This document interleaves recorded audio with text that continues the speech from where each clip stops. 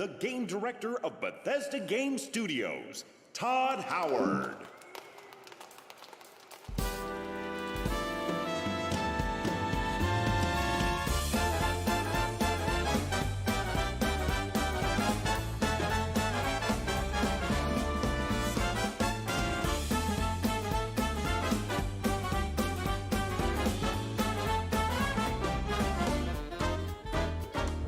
Watch this, a news release. The legendary series you missed for years comes back, get ready for some action.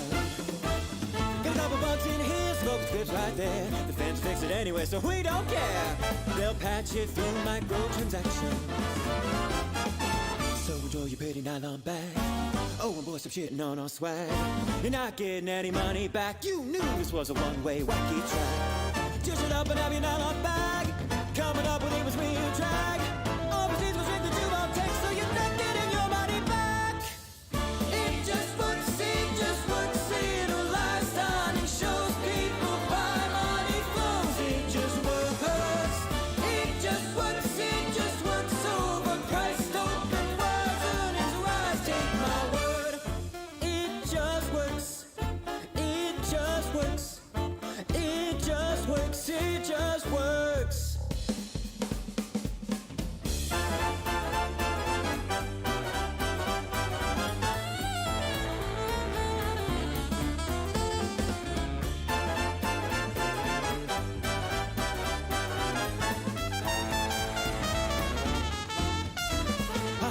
Cutting edge as far as I can tell.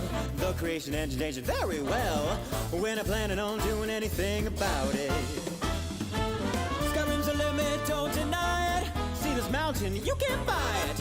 In the DSC for the price of a real mountain. What's wrong with the train in place of your head? Come on, believe me, you see nothing yet. The battle spaceship with the dragon animation will become a new sensation on the internet. Just shut up, give us your every dime. Buying an armored horse, not a crime. Ideas can either shadow me, will last, or we'll Skyrim one more time in time.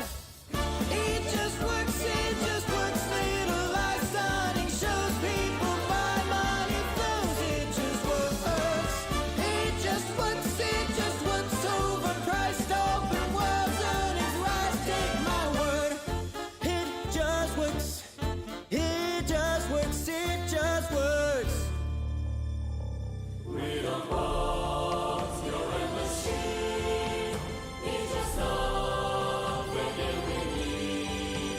See the moon and use the star. Rockets making our sleep. We don't want your machine. It's just something we need. See the moon and use the star.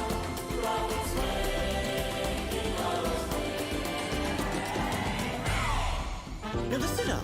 Welcome to the place washed by E-like waves. There's 2.5 peasants with the same ugly face. If you're not into small towns, check out big-ass plains. 50 times the size of Skyrim, twice as many corners caves. You see, we at Bethesda know exactly what you want. Hugger gamers inspired us to improve shopping a lot. Now we stock that must be bought for an actual 10 spot. And saving now was a pay mod for just 20 a slot. You're never getting bored with infinite quests. There's every vagabond to put you to the test. Maybe richly awarded with infinite chests full of rusty swords and used pregnancy tests. We got rid of skill trees, they were old and lame. We need a leveling system and a role-playing game. We can just slash and kill and save one more nation. No more levels and skills, only degradation.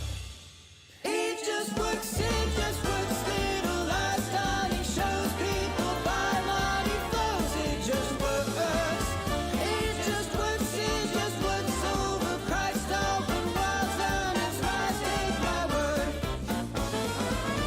It just works, little lies, stunning shows people buy money flows. It just works, it just works. It just works, it just works. It just works, it just works, it just works, it just works. So, who's laughing now?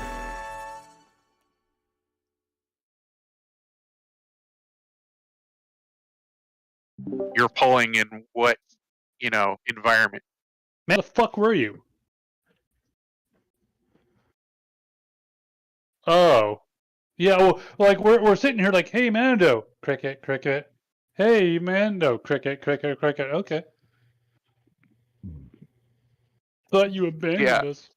I just I got the feeling I agree with you in the sense that it seems like what we saw was an attempt to get mass interest, and so they kind of grabbed a little bit of everything from all the So we space should probably genre games pedal back. and So stuck for it those together. watching, And I'm gonna keep talking, Mando. goddammit. And it just, it was a grab attention video to get as many people to Yes, click and it's a watch. oh, headline absolutely. But grabber. my point is that we should go back a bit so people aren't just tuning in, going, "What the fuck are they talking about?" Because they just listened to a song and now Yeah, they're so listening to you we're talk. talking about Starfield here. But So Yeah. thus you the left intro. us without telling us what you're doing, so we just started Yeah. talking. I told but you I so was going to go mute so I can play the song. I told you. No, you All didn't. right, all right. Anyway, right now we're covering Starfield because we just had the Xbox and Bethesda showcase yesterday. And we got to see some Starfield gameplay and some information about it. Among which was some of the major highlights of it was that we've got FPS combat. They're saying it's an RPG. We saw a little bit of RPG systems, but of that we saw like a single screen showing like potentially some of like skills or whatever they're going to call them. We saw that they're going to have spaceships. You're going to be able to customize your spaceship with different parts and mix and match parts and that kind of stuff.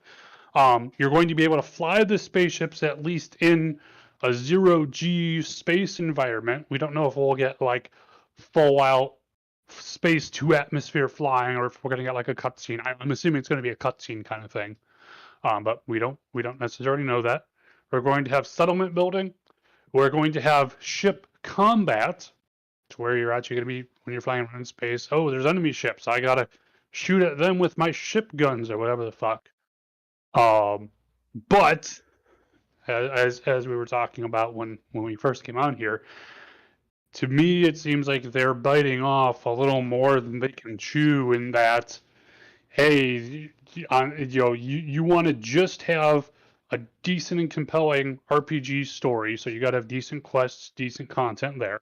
And if this was just a Fallout or an Elder Scrolls game, okay, you just have to go and in the environment of Elder Scrolls or Fallout, make your decent content, and there you go. But on top of that, they're adding a modified settlement system, a new ship crafting system, which might be able to pedal off that settlement system, same kind of like snap points and stuff.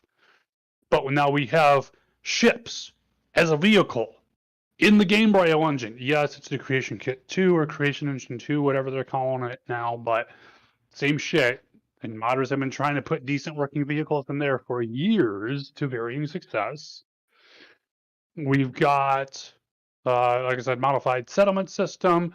We've got apparently over 1,000 or close to 1,000 planets, and they're saying you can land anywhere on them, which that to me is especially worrisome because that means the only possible way they could have numbers like that is to do procedural generation. And that means that you're going to have, mile wide and inch deep kind of shit here. It's looking like they're biting off way more than they can chew. Yeah, the other really big thing, I agree with what you're saying. The other really big thing that sticks out as kind of makes me doubtful is that they're claiming they've been working on this for 25 years, and it's kind of like, Oh, that's got to be totally. no, dude, I'm gonna call bullshit on that because you guys, you obviously have seen what No Man's Sky, Star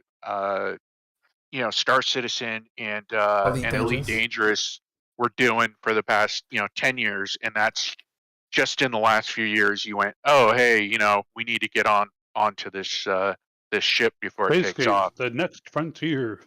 Yeah, but taking on board everything that you're saying, and I don't disagree with what you're saying, I do think that what they're showing us is, hey, look at what we want to do. If they can do half of what they're showing, I think it'll still be a good game. I'm not saying good in the sense of like it's gonna beat the other games, but it'll be Just good stands enough on to good draw content. people in to the space genre, which I think is good for the space genre in general, if I'm making sense there.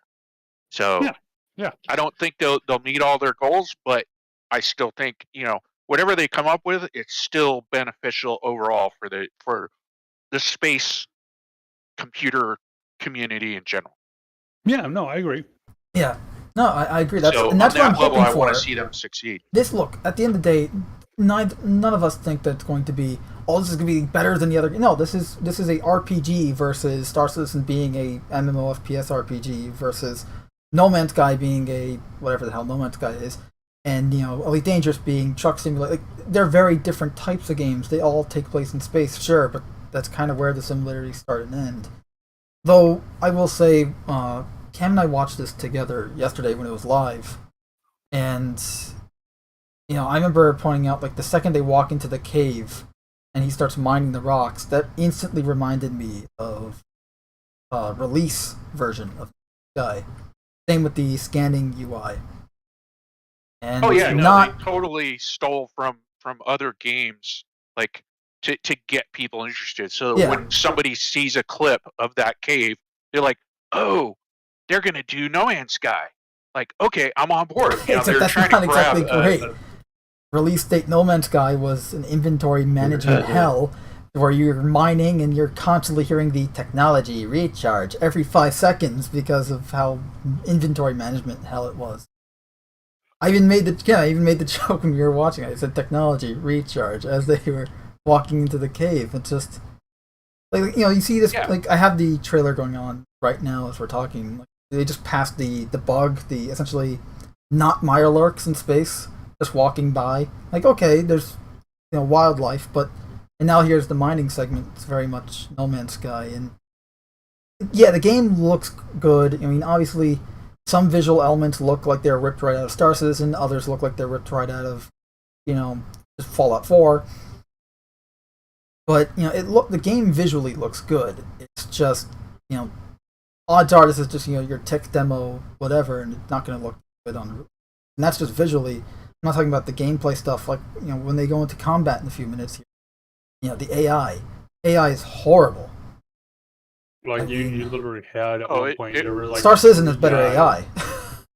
Well, it was totally scripted because you got like the guys taking cover behind something that doesn't provide any cover, and then the scene shifts. To the ship coming in. Guy, at the end of the firefight, you had one enemy go and like walk out from behind his cover and just like start walking away as if he's like, "Oh, firefight over." It's like, what? Yeah, it's a lot of those little issues. But I will say the one thing that I do think they do have going for them is just based off of kind of what we're talking about. It is Bethesda. They do have a long history with Fallout and with Skyrim. So I think that the inventory and character creation, they've done it enough times that I think they're gonna have a pretty good system for that. I'm not saying that there won't be problems, and I'm not saying they won't make mistakes, but comparative to say Star Citizen, who's trying to like create a whole system from scratch, they've got a lot of. They have the resources and they have a tried and true. Well, I don't want to say a tried and true engine and tech there, but they do and they don't. It's the creation engine. So, but yeah, they have that experience in making RPG type of games like this. Like this is their wheelhouse. It's like think back to like Oblivion when you had to go through and create your character. Like they've done that so many different ways that they have a head start on what does work and what doesn't work per se. And so I think that's one small area that they do have an advantage. But like Cam was saying, trying to cobble together all the other stuff is going to be the big problem. I agree. Like trying to get, 3-dimensional space flight going and space combat going, good luck. Nobody's done that. Good luck with that. Like, and that's the thing too. Like, if you look, sorry. I'll just finish up. And we still don't know. Does that space flight mean just ship to ship, or does that mean you can actually stop the ship, open the door, and go EVA? Oh, that level. I don't. Are you going to I be able wouldn't to go expect asteroid that. mining? I wouldn't expect Go that, ahead, but Mando. it's possible. I do know they said something about they showed some docking with another ship, and obviously the combat, the flight itself was very They reminiscent. didn't cover anything EVA related. No, Like, no, they sure, have they not. dock or ship even to ship. 0G. Right. So Yeah, that's just another aspect of the problem solving they're going to have to do. and also the whole thing was it was a lot of cinematics. Even yes, it was in engine footage, but it was cinematic footage. There wasn't actual gameplay or what it was Cam and I were getting all annoyed when they kept zooming in on people's faces, like, oh, this is the dialogue sequences, right? But they're not showing you the dialogue options or the menu UI for dialogue gameplay. And it's just like, why? Why not? Like, this is an RPG. This is the type of things people want to see with this, and you're not showing it. And obviously, as you said, this is just like a glorified, here, looky, look at all the pretty pictures, and then getting people interested that way. Half the thing was cinematic, which, and it's like that alone, okay, I could look past that, but one worrisome thing, again, just being that the first gameplay we've seen of it, we did not see anything of the conversation system.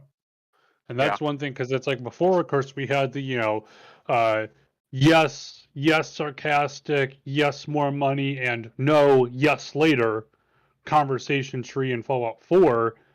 I want to see what the fuck we're dealing with here. Are we even dealing with a voice protagonist this time around again, or are we going back to classics where you are the voice of your character? There's it's just text-based options, which I'm hoping for the latter, but that's a lot of writing and that's a lot of scripting. Yep. And then what a lot of people don't realize is how much time goes into I'm bringing this up because God, what is the company right now? Larian Studios that's doing Baldur's Gate 3. They recently, let it be known that one of the biggest problems that they're having, and it's actually delaying the gameplay, is that there's a specific thing that you have to have in the game in order to proceed. It's a little magical device that one of the NPCs carries that they have to give to you. But because it's supposed to be a wide open game, they have to find a way to guarantee absolutely 100% that you get that device no matter what decision you make. And what they're finding is they started out with, okay, well, we'll have it on this character and you meet this character. And then they realize, well, what if people just don't hire that character into their party? Oh shit. Well, then we need to, find a reason for you to want to have that person. And then they found that most people didn't like that character, so they just avoided that character. And now they're like, okay, well, we have to have this character show up at another point in the game to give another option. And it started branching and branching and branching because every time you encounter this person, you have options. And so as soon as you start doing that with your voice work, think of how many different lines your voice actor has to be hired to say just for this one tiny little piece. It's going to be insane. Well, and hopefully, I believe they did say after Fallout 4 that they were going to go back to the player character being silent, and that you aren't going to have dialogue options voiced. And that, I think that was part of what really killed Fallout 4's RPG-ness, because now, as you noted, for every single dialogue line, you got to bring back your voice actor. And there's only so many times, there's only so long you can keep bringing them back in and having them here on contract for you until it's like, okay, we're done, move it along here. And being able to just write and script that stuff on a keyboard is going to be a hell of a lot easier and opens up your options a lot more. Yeah, and no voice actor is going to take a contract that says, you're hired for this character no matter how many times we use you. Because, like you said, 3 years from now, the price might have gone up, but you're on contract. So no voice actor is going to take that contract. Yeah, unless they're getting paid ridiculous amounts of cash. Right. Which, we're talking gaming, so. But yeah, I foresee a lot of growth pain if they try and hurdle that problem. Yeah. But yeah, are we going to get asteroid mining? They're Good showing point. ship-to-ship battling, but other than that, is it just going to be point A to point B flying? When you're flying, are you going to be able to get up and walk around in your ship? We don't know. Yeah, From what I've heard, you won't be able to get up and walk around your ship when you're flying. Only landed. From what I've heard. Yeah, and that's a problem. We don't know. Yeah, well, exactly. It's like, hey, I want to be able to be like, hey, I'm talking in the cafeteria with some of my crew or some NPC or whatever, and then, oh shit, we're under attack. Quick, man the weapons, kind of shit. Yeah, and that's gameplay again, because you've got different positions on the ship. Whereas if all you can do is just sit there and not move around, what's the point? My brother today, a lot of unanswered questions. Yeah, no, I agree, and my brother to even point like this is pretty much just Bethesda going, oh, we can do the Outer Worlds. Yeah. Yep. Well, and that's why the whole thing of 1,000 planets. That to me, I'm just like because 1,000 planets, 16 times the detail. Well, I mean, even if you spent one day on each planet, one day for an entire planet for its content, it would take you over 3 years to go and get all that in there. A little under 3 years, but still, including weekends and shit like that. So it's like there has to be procedural generation, which means you're gonna have all. Now, I will say I'm perfectly fine with there being a large majority of planets being things like, hey, here's a gas giant, you can siphon some resources there. Hey, there's a barren rock here, because most planets aren't going to go and have life. I mean, look at what we're seeing, in real life here. Most planets are not holding life. Most of them are outside of the Goldilocks zone, so you're going to just have rocks, minerals. Maybe you'll have some ruins here or there, some ship crashes, that kind of shit here.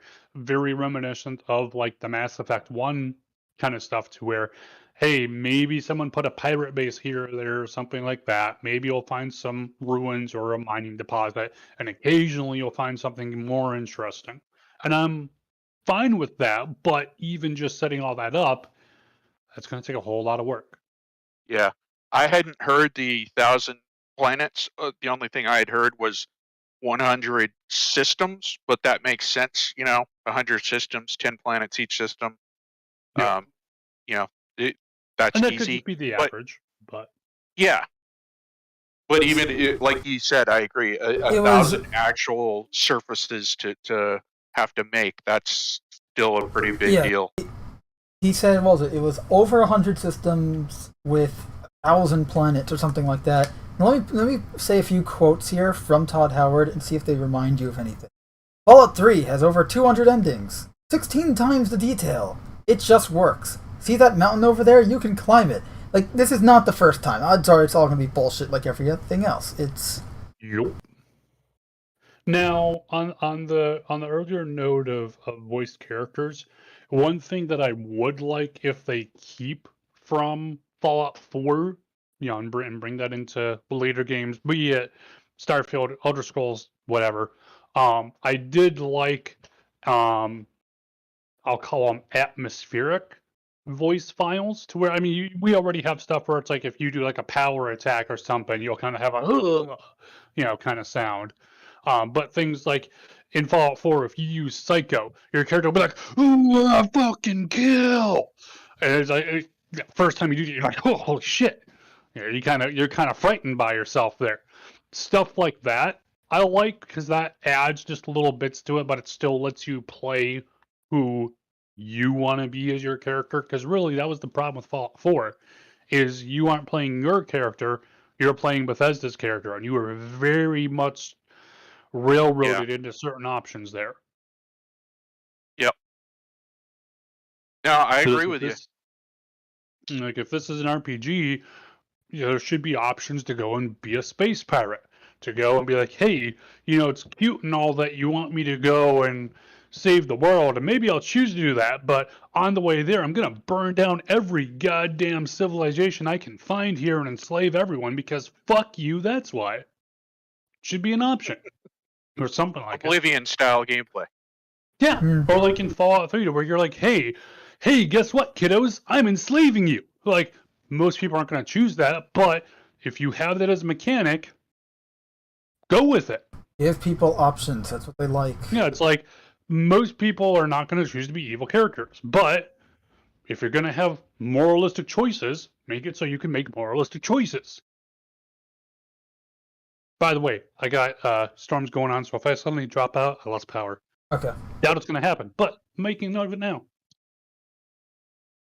Well, in the chat, we got a 3M5000 thing. Todd Howard is basically a snake oil salesman of video games. I mean, pretty much. It's... And, like, the whole... Look, I mean, again, we watched... Like, we're not first watching this trailer. Like, we watched it yesterday. This is really much just like a review of the overview, essentially. I mean...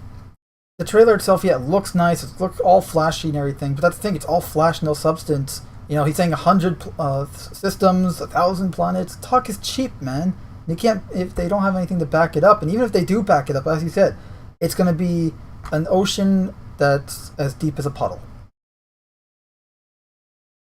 You're going to have all these barren wasteland planets with maybe one settlement on each one, maybe. If that. If that, like, odds are most of them are probably just going to be barren wastelands that you go to get a specific resource and then leave. Here's another question. Are they going for the gaming, or are they actually going to do some real, real world physics and statistics and go, okay, 100 systems. In those 100 systems, how what's the percentage chance that a planet falls in the Goldilocks zone, like Cam was saying earlier? And then does that determine how we set up our universe, or are they just simply going to go, no, we want to go for gameplay, so every system is going to have a habitable, planetary system, planetary presence, and then if you go down that gaming route, now the game just turns into, I don't mean this as a negative, but it turns into, Mass Effect and New Vegas style, like, or Fallout style, in the sense that, there's, we're sticking with a genre, but we're more about, you getting in and doing your pew than we are about actual, having to learn how to play the game kind of mechanics. And I mean, you could have things like stations built on otherwise inhospitable planets, or space stations in orbit around them. That kind of stuff's fine. Just it has to be the placement has to be written well. And like I said, I would expect, if nothing other than statistically, whether by what can be realistically done in the engine and by the team, or by the Goldilocks zone and where you would expect this kind of stuff here, that outside of the occasional pirate base or space station or rack, whatever, these planets are going to go and be barren and lifeless kind of shit. You're just going to be gathering resources. One other thing too, with the fact that, okay, if we're supposed to be able to land anywhere on these planets, so we're assuming that by and large planets are going to be something of an open world exploration area, we need to go and have ways to make your planetary traversal fun. So not just walking everywhere, or even if I think we saw a little bit of like some jetpack use here, and it's like, okay, that's some okay stuff, but it's like beyond that. It's for the first 10 kilometers. Well, exactly. And it's like, if I'm going 400 kilometers here, a jetpack ain't gonna fucking cut it unless I can go suborbital with the thing. Yeah. Well, here's the thing too, Pat. I want a buggy. I want a little drone, or something here to go and make that traversal faster, more enjoyable, and not just a fucking chore. Yeah. No, I'm with you. So it's like I don't know what style or form that might take. Just something so that if I'm going and completely scouring a planet for resources or whatever, because or even worse would be, oh, you're either on foot or you can pop back to orbit and then go back down 12 kilometers this way and do the same thing over and over. Like, no one's gonna want that. From what we know so far, from what we know so far, you're not going to be able to fly your ship in atmosphere. It's only in space. Oh, correct. So, but it's like you jump in your ship, say go to orbit. Okay, I'm now in load screen. Okay, I'm now in orbit. Okay, now land a little, like one cursor space to the right of where I was. Okay, now I've landed. I can see this area, and then do the same thing over and over and over again until until you're like, oh, I've explored everything, kind of shit. Trying to find the part in the trailer where they show that like UI for you select the planet and then you can scan it Mass Effect style to find like points of interest to land on. But it's pretty much, I think No Man's Sky meets Mass Effect Andromeda. That's pretty much what this game is looking out to be as of right now. And Elite Dangerous. Yeah, like the flight mechanics here remind me a lot of No Man's Sky and how clunky and simplistic and like there's lack of roll there. It's. I noticed that the flight. Yeah, we were talking about it yesterday. Like the lack of roll. Very wooden, and bear in mind we've got months until this game is out, and it's also potentially possible they might delay it again. Honestly, I would say from what I'm seeing here, delay it on top of what you got here. So Q1 next year, delay it another year. Easily. That'll give you enough time to go and smooth everything out, get all your UIs updated, get the AI updated, fix all those pesky little bugs that are always there on launch, etc., etc. That would be my take on it. Yeah, I don't think we'll see this realistically in a playable, and by playable I mean, okay, some bugs, but generally, acceptable play style. I don't think we'll see this for another couple of years, just because of what they're trying to bite off. That wouldn't be part of the course. Remember, games today, it's minimum viable product. Everything's going to be a piece of shit. Yeah, in the chat right now is going 3M5000 is going. STARFIELD is going to wind up like early No Man's Sky, except this won't make a comeback once it flops. I mean, it might through mods. They won't make the comeback. Modders are going to make it work like they did with Fallout 4 and everything else. Major Wanker says, "What's cracking, Big Dog?" Well, Bethesda, possibly. I'll be cracking when this game fails. No, but it's this game. Like, I love the concept. I love that it's the first new IP from Bethesda in like how many years now? 20 something. But at the same time, like, you're looking at it and and I hate comparing space games to each other because the games that we have available at the moment, space-wise, right? Star Citizen, Elite Dangerous, No Man's Sky, freaking Eve, even still, like they're very they're similar, but they're different. But here, this just looks like it's taking aspects from every single space game in existence right now and just going, and that could work. That could make it work. Yeah, we'll do that. In this case, it's like, okay, let's just take No Man's Sky, give it a more polished visual pass, and call it a day. Add some RPG mechanics that we have yet to see. Really, the only RPG aspects of the game we've seen so far, like gameplay-wise, are the character creation. Well, and the ship stuff. One screenshot of some of the perks. Yeah, that we did see the perk stuff. Keep forgetting about that. But that's it. Well, I mean, like the character, like we pause on the character creator, and you actually have, you got character creation for your biometric ID, your body, face, background, traits. Trying to see if they actually show each one, or if they're just going to skim through it. All right, so you can actually, and it's your typical Bethesda character creation. But I do like that they're adding backgrounds as a thing again. When was the last time you can change your background in a Bethesda game, right?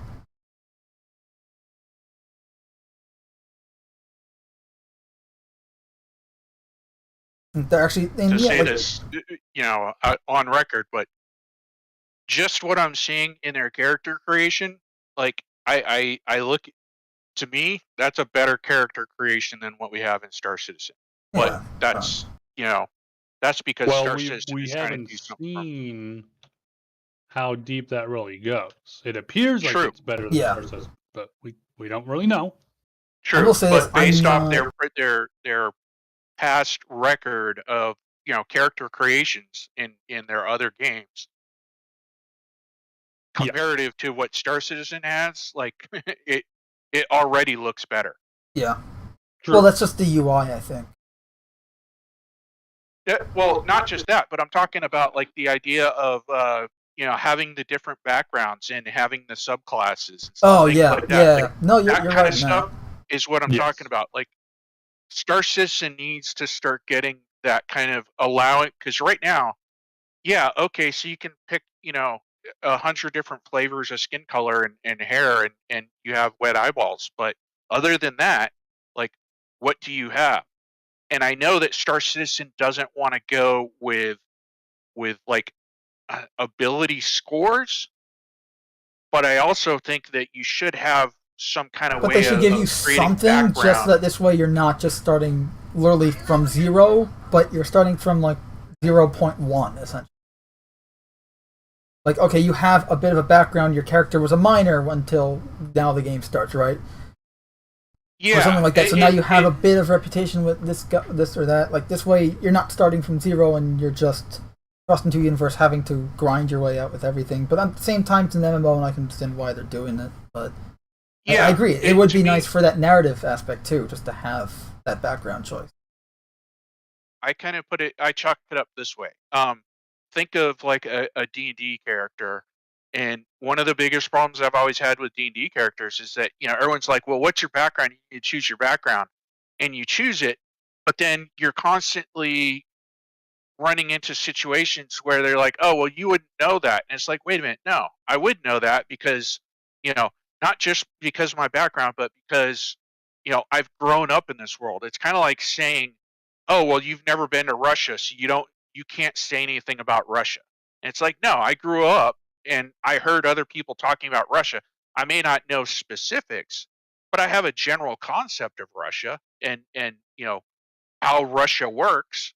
I'm not saying it's accurate, but I've grown You up. have an idea. Exactly.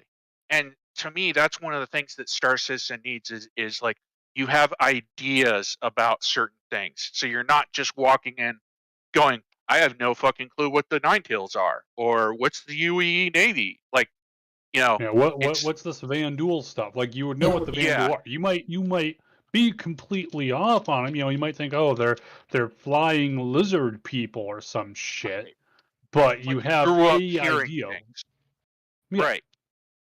And so that's one of the things that when I say what I'm seeing Bethesda doing and having those backgrounds, that's what I mean.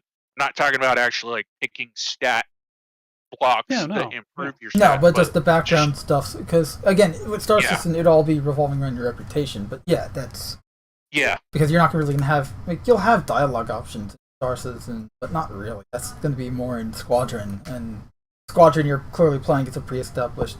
From what we know, it's a pre-established character. Could not, I don't know, but.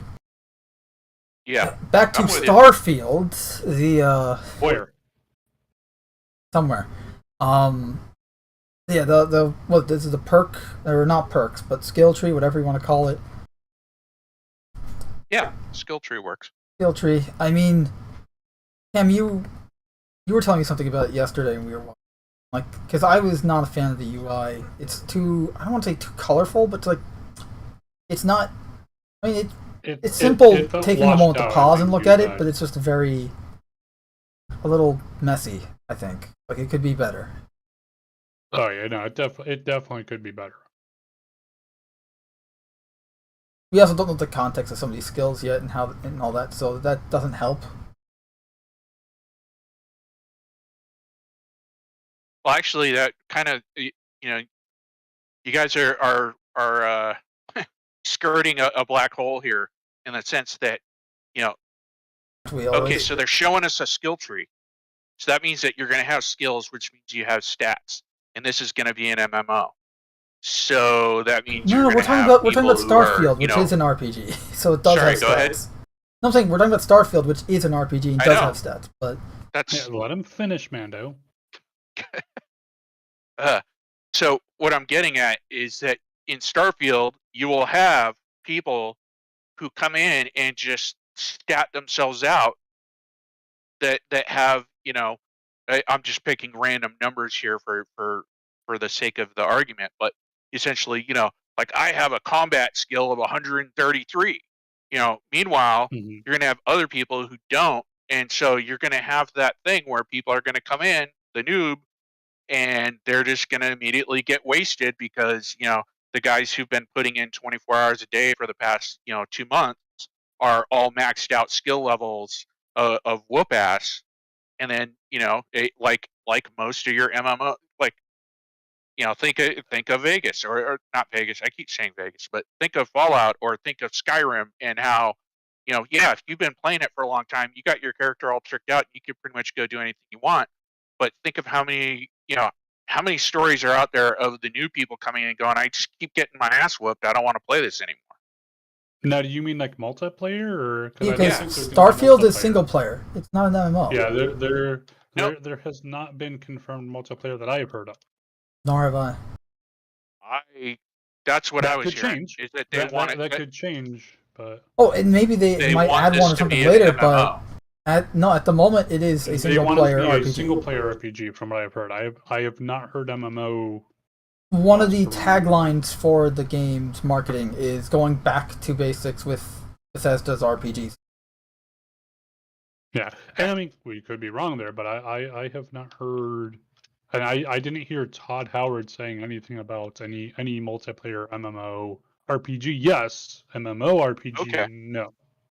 Again, could be wrong. But I'll check my where I've been getting my info, but I could have sworn that they were planning on this eventually being MMO. Maybe And in the that's why future, it was but gonna be for such a now wide this is version. Go ahead, Mando. no. I keep cutting you off. I'm sorry, but God damn it, Mando. shut up, Kim. No, at the moment, from what I know, this is just a single player RPG in vein of Fallout 4 or New Vegas or Skyrim. So. Okay. I thought it was supposed to be MMO. That was my understanding. Not necessarily this specific video release, but in the long term, I thought that's what they're trying to go for is the MMO. That would be interesting. That would be even worse, in my opinion. Oh yeah. Yeah, well, I mean, That's why I've been sitting here going like they just got so much to accomplish. That's why I'm thinking MMO side. I'm like, there's just so much shit they got to do that this is insane. Like their timeline is insane. So you guys might be right because of that. Like that's the fact that it's not an MMO means a lot less work for them to do, but they still got a lot. Yeah.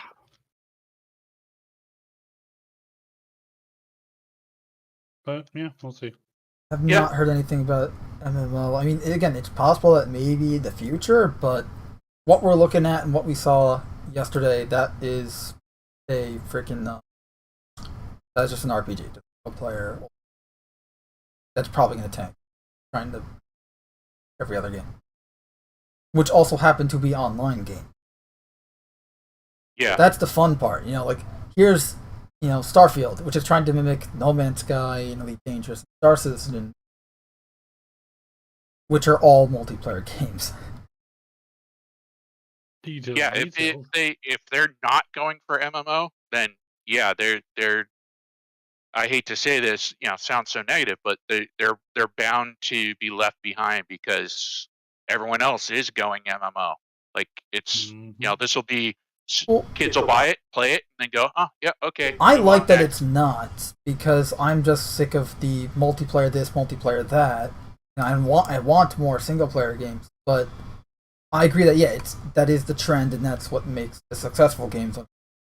So that's why everyone's making. And, like, some of these environments do, like, some of these look like Fallout, some of these, like, there's this very gothic environment here.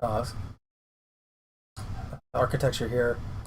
Like some of the city areas like look straight out of Star Citizen. Like that looked like out of Fallout. This, I mean, some of this looks like it was out of Guardians of the Galaxy game. Yeah, this looks out of ArcCorp and in Star Citizen, or Grimhex and Star Citizen. Well, back to your statement about MMOs versus single players, I agree that there are a lot of problems with today's MMOs. What I'm hoping for myself, I like the MMOs, but not the current selection. What I'm hoping for is the next generation of them, which is when producers start to realize that it's not about, and I realize that there's going to be a lot of problems with what I'm saying here, but what I'm hoping is they will eventually realize that creating MMOs that still have a railroad track theme is first generation, and when they finally get to real sandbox where it's just, no, we're not about actually creating a plot line, we're just about creating the universe that you guys can play in, and then you guys go out there and do it. Like, you guys figure shit out. We're building the sandbox. You guys have access to, yeah.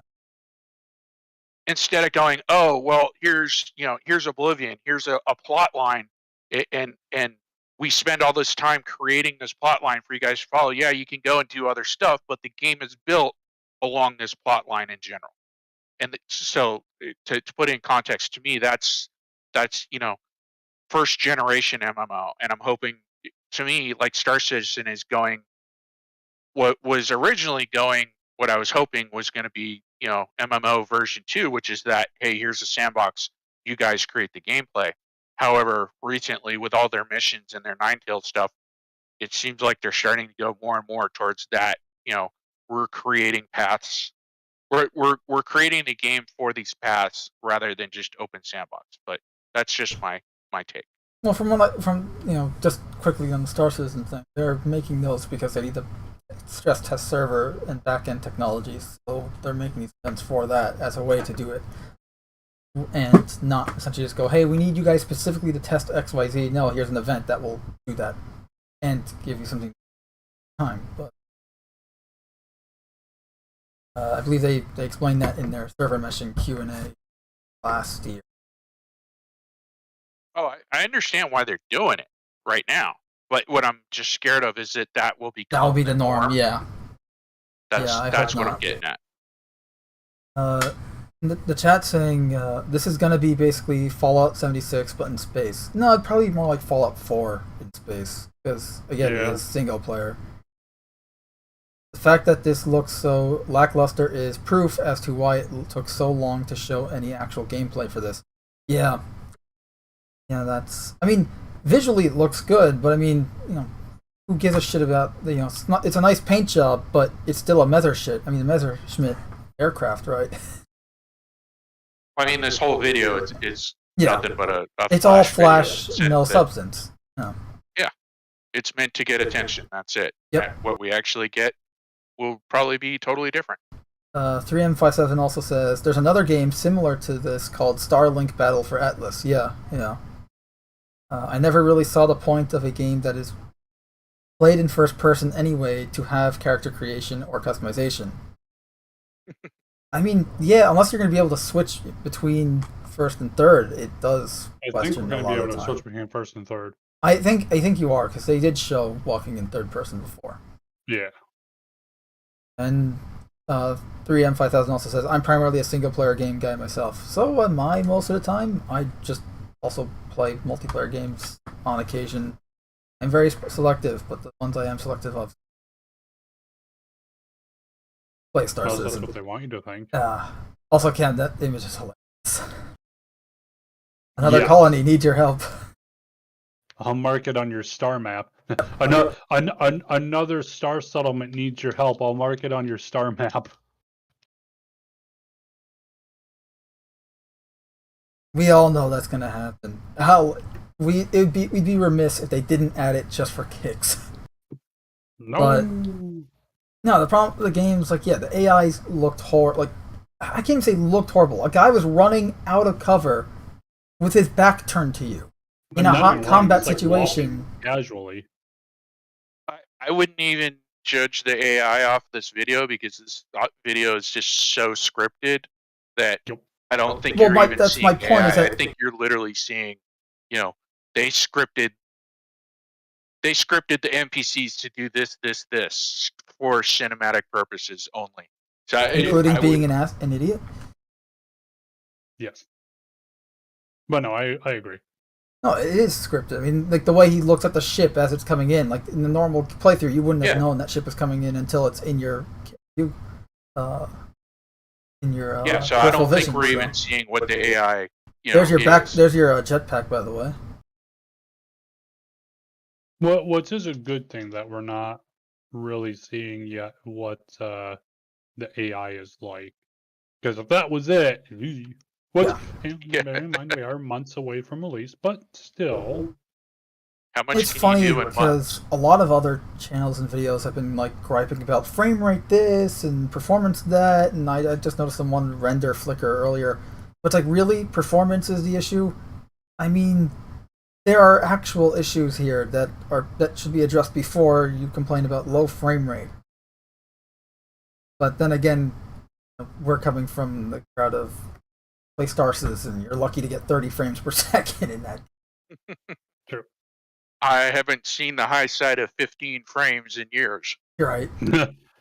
When I saw 60 FPS, I was already a man. I've heard stories of this fabled 60 FPS, but I've never seen it.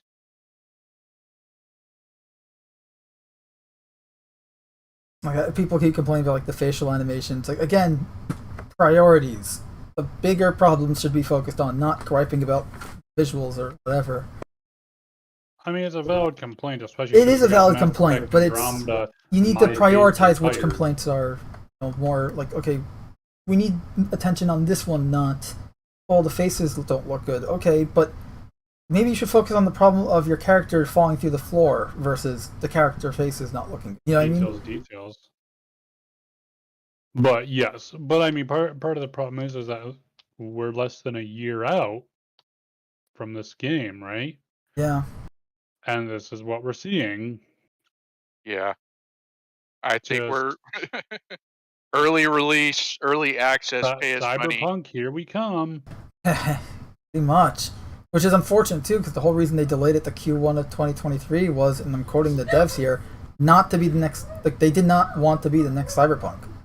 The next Cyberpunk was something they were. But the problem is, just because the devs. No, of course not. It's all about the execs. Realize it. And Todd the Rod. Producers will determine when it gets released, not the devs. Well, no, the executives and producers. Publishers. Yeah, but pretty much, No. I mean... Sorry, Go ahead. No, you first. Just saying, so, it looks flashy. It's meant to get your attention. A lot of people are going to talk about it and do what we just did, pick it apart. I have my doubts, but I'm hoping that it is successful for, like I said at the very beginning, which is, even if it fails, I hope it doesn't do it spectacularly, because, some success means overall success for the sci-fi space genre in general. And that I'm all for. Competition is good.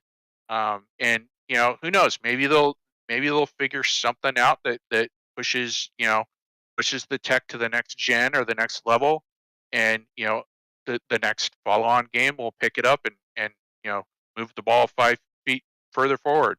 So that's why I'm hoping for success. Whether or not it's good or whether I play it doesn't really matter.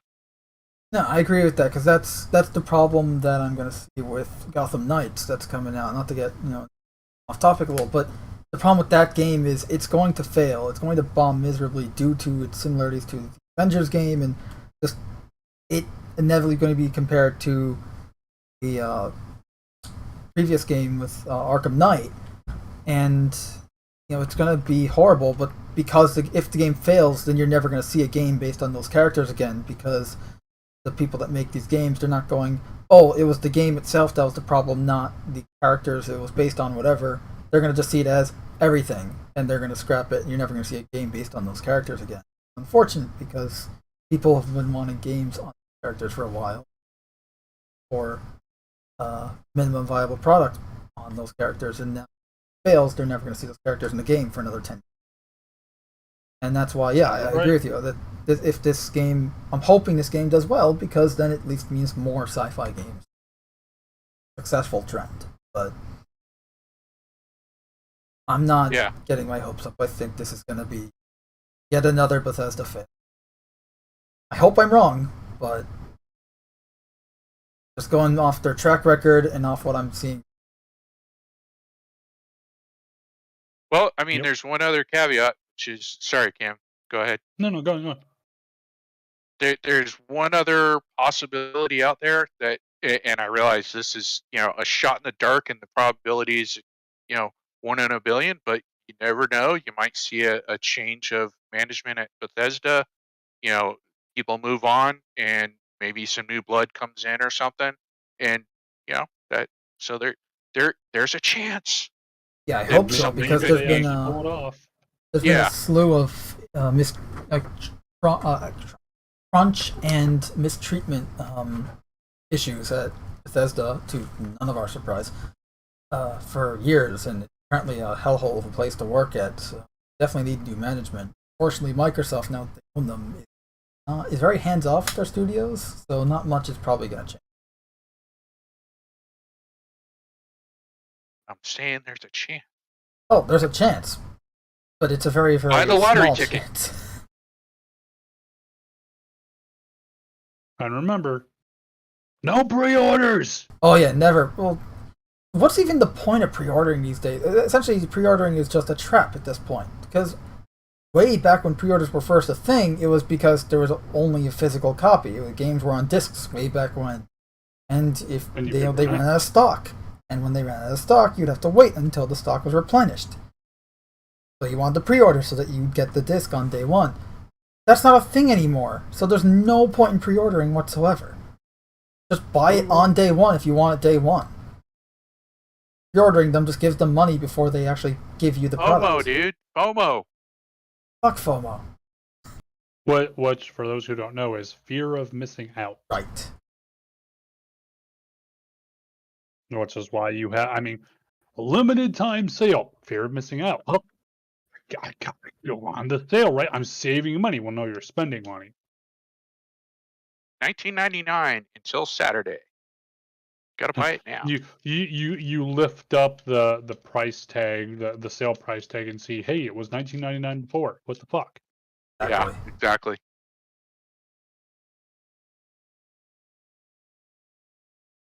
All right. Well, I think we've about killed STARFIELD and pounded it into a mushy pulp. Ooh. Okay. It's safe to say the horse is dead. Nope. We're gonna keep beating it. There you go, Cam. Beating your horse. Hope that's not a euphemism. 305,000 says, I stopped pre-ordering games a long time ago. I'm also at the point where I barely buy games at full price too. Yeah. As we said, you shouldn't. Don't pre-order. Just don't. You're making it worse for everyone. There's no point to it. It's giving them their cake and letting them eat it too. Yep. Before they've ever even proven that they have any kind of a product. Don't do it. And you wouldn't. If you're hiring a contractor to work on. If you're hiring a contractor to work on your house, you don't pay them before they do it. You pay them after. No. Well, you pay them for the service. If it was an indie company, there could be some arguments of, hey, like they don't have anything to run here. But this is fucking Bethesda with Microsoft money here. They have no need for your fucking pre-orders. Yep. None, zero, zip.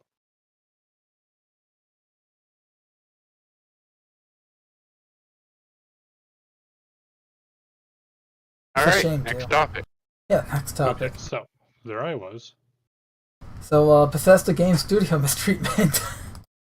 Oh boy. Haven't we already covered that? No, the actual details of which are now to be exposed. Just So like your Fallout, spleen.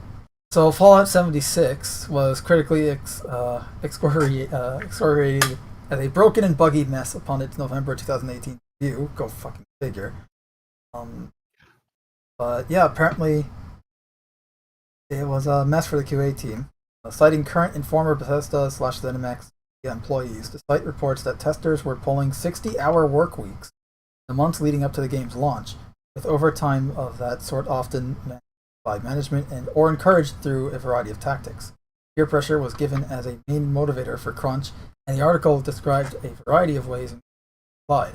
For one, management would look for volunteers to work on the weekend, threatening that everybody would be called in to work unless enough people stepped forward. Essentially, you do this, otherwise everyone has to. Now, you Multiple wouldn't want to sources. screw everyone else over. Yeah. Multiple sources also said that there was a class of tester informally referred to as coordinators, and while their pay and title were unchanged, they had added responsibility to monitor their peers' efficiency, timing their breaks from work, or even following other QA staff to the restroom. Jeez, that's harassment. But okay. No, that is harassment and could also be classified as sexual harassment, even. Yep. Crunching was viewed as a way for interns or contract workers to earn conversion to full-time staff, while quote-unquote coordinating was also seen as a positive for one's career ambitions at the company. Not all of the crunch was presented as necessary. For example, some QA were made to come in on one weekend to test a fix the development team not yet finished making, and were made to do irrelevant work on an old build instead. What the fuck? Just give them busy work that doesn't do anything and results in just nothing. Like, here, play with this toy while we finish it. A company policy that QA staff were forbidden from talking to non-QA developers was also criticized in the article, as it created a time-wasting bottleneck for communication to pass through QA leads who were themselves already overworked. Despite that, the QA team largely appeared to get its work done, with one source telling Kotaku, in general, every major bug in 76 that appeared at launch was known by QA. Wow, I'm not surprised. Despite that, the game launched with an abundance of unfixed bugs, which made the QA team particularly targets for player vitriol, including death threats and user-filed bug reports saying, "I'm going to take a gun and go to the QA department and shoot all of them." Well, that person's right in the head, I'm sure. That's fucked up. The article also details... Remember, guys, and this goes for StarField and everything else. I mean, 76. The devs knew about the bugs. QA team knew about the bugs. Cyberpunk. The devs knew about the bugs. QA team knew about the bugs. It's management going, we don't give a fuck about the bugs. We're pushing the product here. Well, meanwhile, the devs are going, no, this is not ready. They know. Management says, we don't give a fuck. It's not the QA guys who are like ignoring or not doing their jobs. It's management saying, we don't give a fuck. Also, I mean, in case you didn't, people needed to hear the confirmation of this, but anyone who played Fallout 76 for the first year of its release, you were play testers. Congratulations. Yep. Like, that was the, you were beta testing the game for its entirety of the first year or two of it. That was... It just works. Little lies done. Yeah. People buy, money flows. It just works. Management says fuck you, by the way.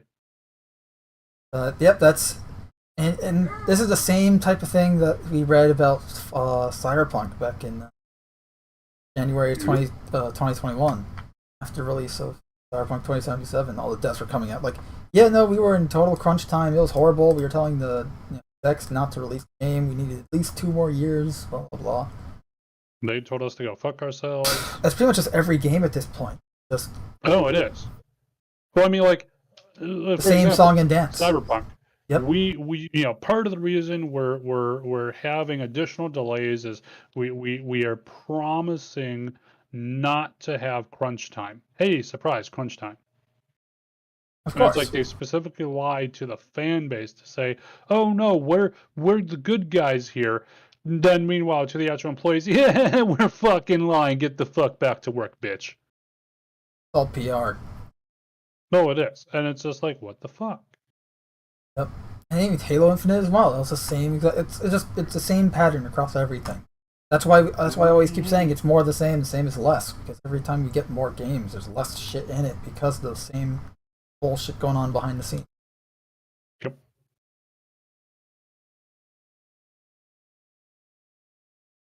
But it's not, as our tagline is, not surprising, just disappointing. Don't need to put down shit. Yeah, no, that's like apparently the game was originally going to launch with well Todd Howard said for Fallout 76 that they were not going to have human NPCs for whatever bullshit reason it was for players to interact with each other. So no, it turned out they couldn't put human NPCs in it because it was too tasking of the engine. They were going to, but they couldn't actually do it. So that's why they ended up making that bullshit excuse at E3. And then they eventually found a way to do it 3 years. Was it 3 years later now? 2 years later? Because when did the Wastelanders DLC came out, that's when it added it. So yeah. But again, it's like just, and I really don't understand. Maybe it's just if you start taking business economics, the pieces all fall together. But it's like, guys, seriously, just stop fucking this shit up. Give the devs at least some of the time. Like I mean, obviously nothing's gonna be perfect, but give them some of the time they need here.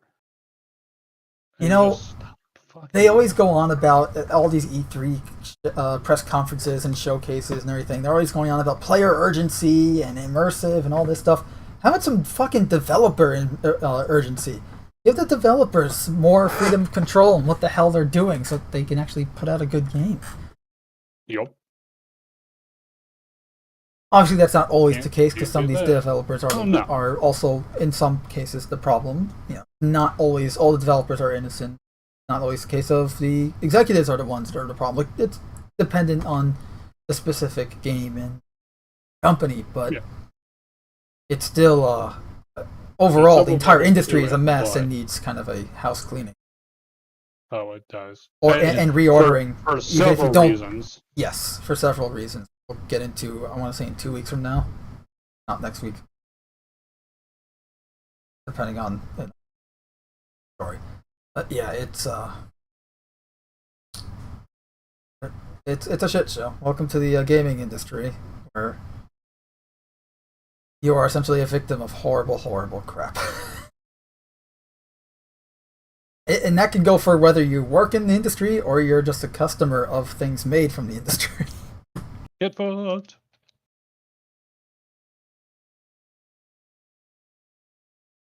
So that's the Bethesda the Fallout 76 crunch development story. I'm sure, again, the story comes as a surprise to no one, but it is unfortunate and does need to be addressed. Another story that is a surprise of no one and needs to be addressed is China. Oh boy. I'm sorry, I should say. Oh, it's not Disney related, but essentially, it doesn't. It might as well be, right? So China is just further cracking down on their restrictions of gaming. They do normal, nothing new there. It's just it keeps getting worse and worse for people that are in China and like video games. I mean, it keeps getting worse and worse for people living in China, period, but the deal keeps getting worse and worse all the time. I have altered the deal. Pray I do not alter it further. Yeah. It's here. They're showing off how much money China's made. A lot of money from gaming because all the macro transactions and in-game monetization, all that stuff originated in China.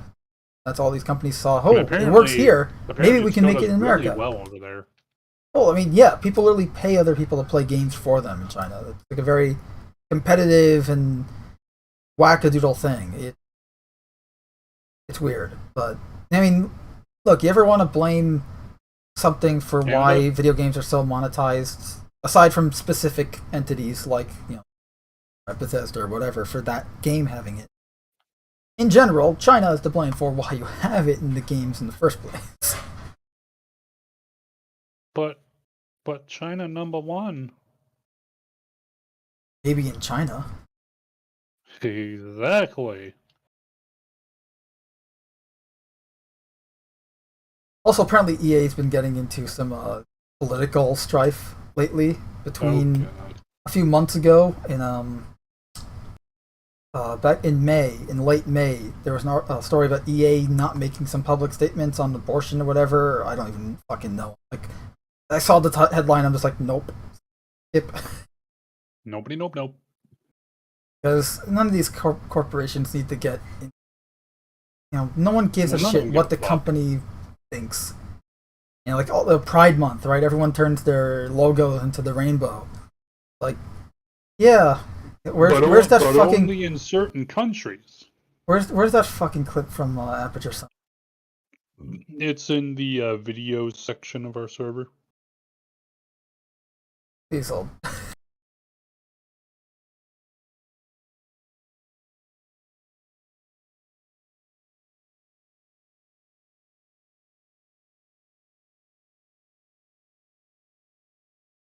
No, it's not. It was in the other one. I got it.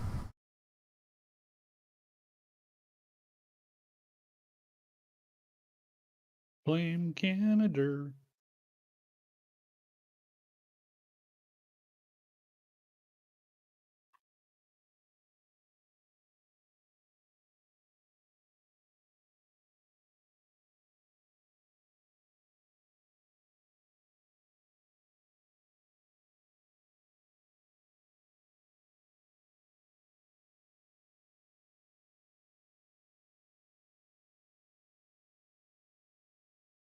Gold.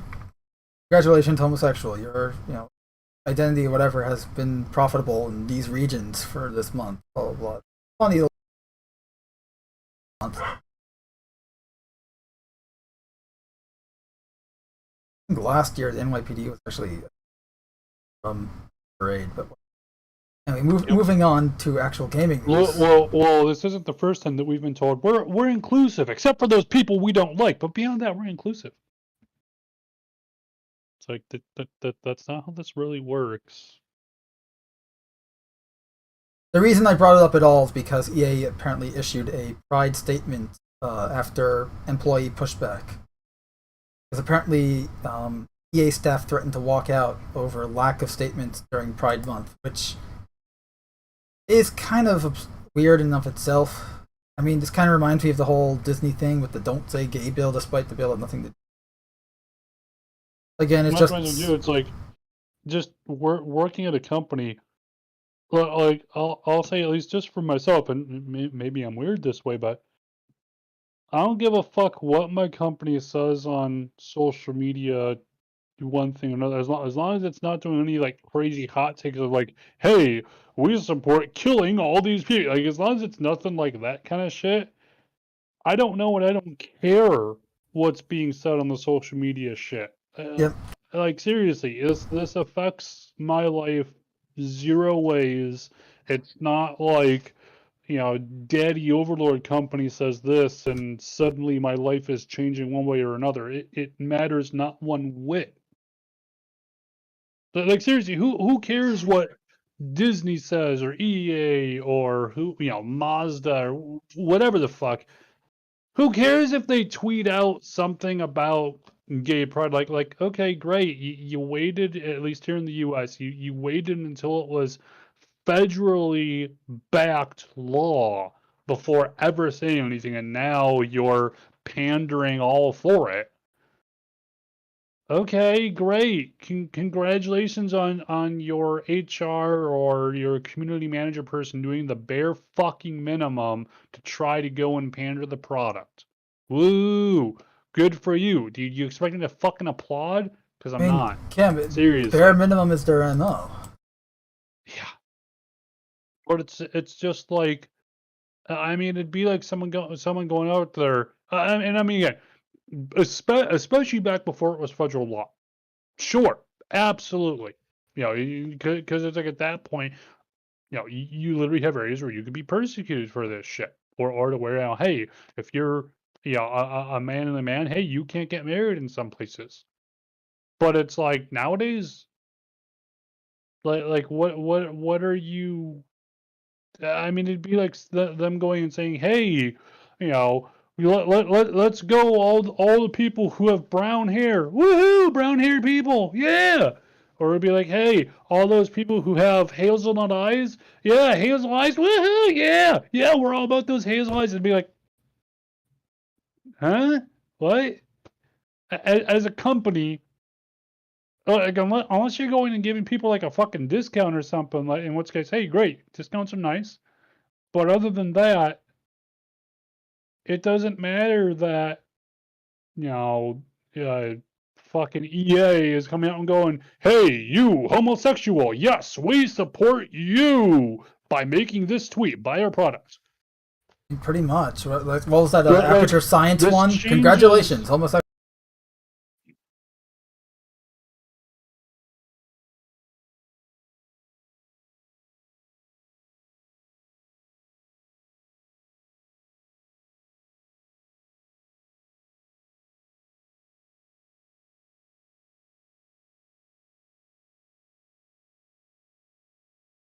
I mean, literally, right there. It's like, who cares that now that it's fully legal and again you have federal backing, you're making a show out of it. I mean, seriously, they're either A, trying to convince themselves they're doing something moralistic, which they aren't. Yeah, you want to make a moralistic stance? Go fucking do that. You know, go fucking have Pride Month over in the Middle East. Well, there's a hot fucking take. Can't do that. That might actually lose them some money. That might mean taking a stand on something as opposed to worthless words. It's just like, seriously, who do they think they're fucking convincing? Themselves. Yeah, really. So sometimes I really think for some of these companies, because I mean we've talked about companies doing all kinds of stupid shit. Like some of these, I mean, obviously for some of these people in these companies, they're going through the motions. You know, their boss says, hey, hey, it's Pride Month, put out a fucking tweet on it. Yeah, boss, whatever you say. But it's like some of these guys have got to be drinking the fucking Kool-Aid. I mean, they're handing out the Kool-Aid. Forget drinking it. I mean, remember EA specifically? Really. They did Battlefield 5, which was the politically correct World War II, where you couldn't call them Nazis. You had the elites. You didn't even couldn't have swastikas in the game. You had a whatever. It was just a regular, I think, the modern day German flag instead. And instead of British, well, you had the British female. The female amputee Royal Commando, yeah, it's like a super prosthetic from the future, and it wasn't even a super prosthetic; it was just a '90s prosthetic, but in 1945. Yeah, it was just like, what the fuck? Like, and again, if they were actually going and doing things like promoting human rights in areas that don't have, you know, the same right, like if they were going to like third world countries and going, hey, we're gonna go and support this shit here, hey, great, that's actually putting some money where your fucking mouth is. Or if they were going, hey, we're supporting, you know, Pride Month, hey, we're supporting pride movements and pride, you know, and gay rights in areas where it does not exist currently in countries where they don't have that, hey, that's putting your money where your fucking mouth is. Are they going to do any of that? No, or at least not that they're telling us. And I would assume if they were, they'd be praising themselves front, left, right, and center for it because of how great they are. And it's like, okay, it'd be with what they actually do. It's like, okay, you might as well just say, hey, yeah, people with green eyes, yeah, you go green-eyed people. It's like, and it's not like you're making a hot take here. Come on. If you're gonna pretend to be moralistic, at least pretend to be doing something about it. Probably think they are, but moving on from one problem to another. Apparently, well, actually, this isn't a problem. This is a win, I guess. 18 countries a back report calling for loot box regulations, because we haven't had a loot box story in a while. Apparently, a document dubbed the practice exploitative, fucking shit, shares proposals on how the industry can improve in-game transactions. By removing them would be ideal, but no, they're probably just... So here, the Norwegian Consumer Council released a new report on the ongoing impact of loot boxes on the games industry, backed by 20 customer groups in 18 European countries. The report, of course, US isn't getting involved in any of this, unfortunately. The report gives an outline of the history of monetization in games and how practices around loot boxes and in-game currency have evolved to exploit customers. It highlights deceptive design in games, tricks that exploit cognitive or behavioral biases to incentivize spending. Loot boxes are also frequently marketed aggressively by advertising the possible rewards, which is also considered deceptive by the report. 2 case studies of particular predatory practices are also included in the document. It details how loot boxes are implemented in FIFA 22 and Raid Shadow Legends, and the problem it presents. And we all know this song and dance already. We've been preaching it for years. We've been seeing it for years. But the bullet points of the report and how they want to improve it is banning the aforementioned deceptive design of just how they the psychological tactics of which the loot boxes are presented to, denoting all in-game purchases in real-world currency so that they can't be done with real-world currency. Not implementing loot boxes in games aimed at minors, so if you're going to have them, they can't be rated E. More transparency around the algorithms that determine the outcome of a purchase, so in other words, you actually have to see what is in it. And more enforcement around customer rights. So, in other words, it's just common sense, but honestly, I would just ban all in-game monetization effects in general, because it devolves and it's detrimental to gaming as a whole.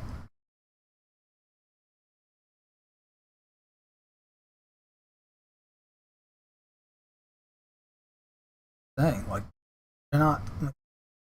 Most games that have monetization, they're not like, oh, it's a free game, so we need to have we need to monetize it somehow. It's no, we're designing the game with the intent to nickel and dime the player. That's why I refer to free-to-play games as fee-to-play, because they're not free. They're all scams. Colorful scams. So there's your loot box news for the month. I don't know. And apparently a U.S. advocacy group is actually calling on the FTC to investigate FIFA loot boxes. So there's your U.S. side of things.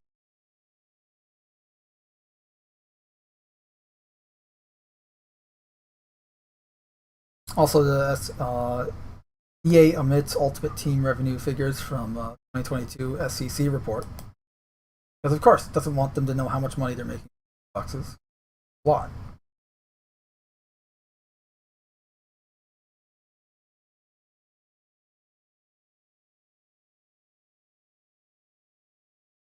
Next story we have is Sony. Sony is announcing more live-action adaptation of its IP. They did so well with what did they come out with recently? Uncharted. So now they're doing more. They already announced Twisted Metal, Ghost of Tsushima, Last of Us, and Jak and Daxter last year. They announced that they were going to make live-action adaptations of those. But now they're planning on doing more. Because we need to have more video game adaptations. Because the ones we have so far are so good. Said no one ever.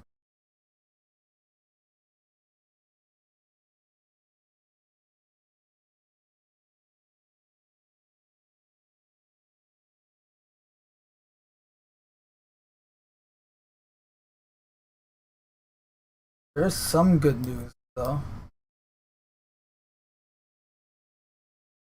Does. That game Stray looks pretty good. That's it. That's the good news. It really is sad that the only interesting game out of all the trailers and literally like the whole weekend worth of trailers and showcases and live streams. And call sign just dropped out. He wanted to talk more about space games. Did we even have any Star Citizen stuff? Hmm. Oh, the monthly report.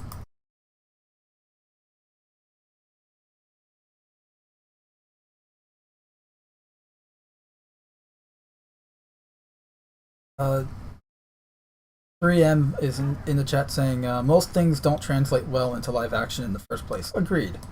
Though I do think you can translate some things well, but they never do.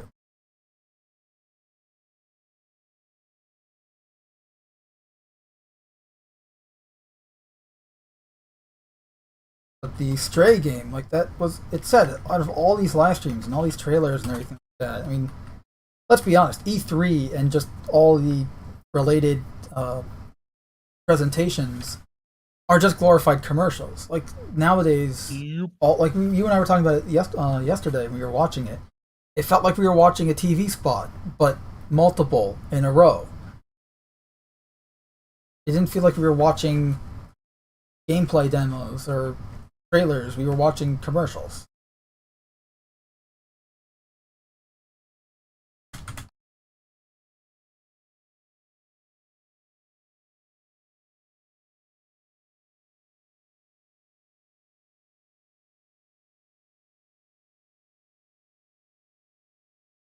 And as for the whole live action stuff, I mean, obviously, like we have Uncharted, which people were not a fan of because, you know, they're doing this whole, like, you can clearly tell even before it came out, it was going to be a, let's make a movie franchise out of this that we can then make endless sequels for years because we casted a young guy instead of being true to the source material.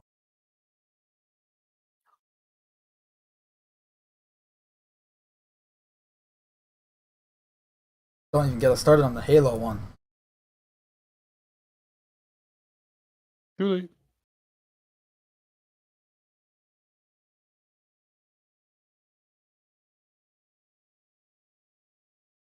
It's not even just video game adaptations, but adaptations as a whole, that's just a hard problem.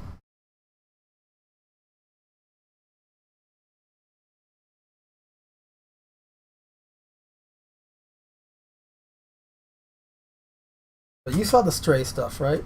Stray cat game? Plays a cat? Yes. Like, that actually looked good. It does.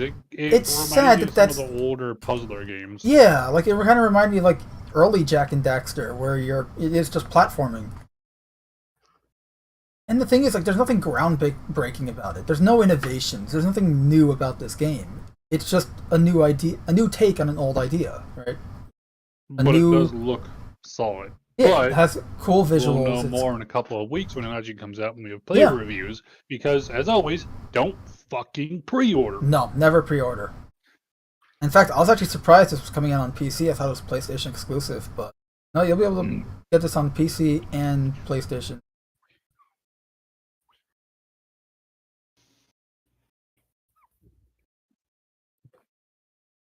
It's a shame because, like, you know, Starfield was really the only game that actually, like, people wanted more about it, but this is the game that ended up taking my attention out of all the showcases.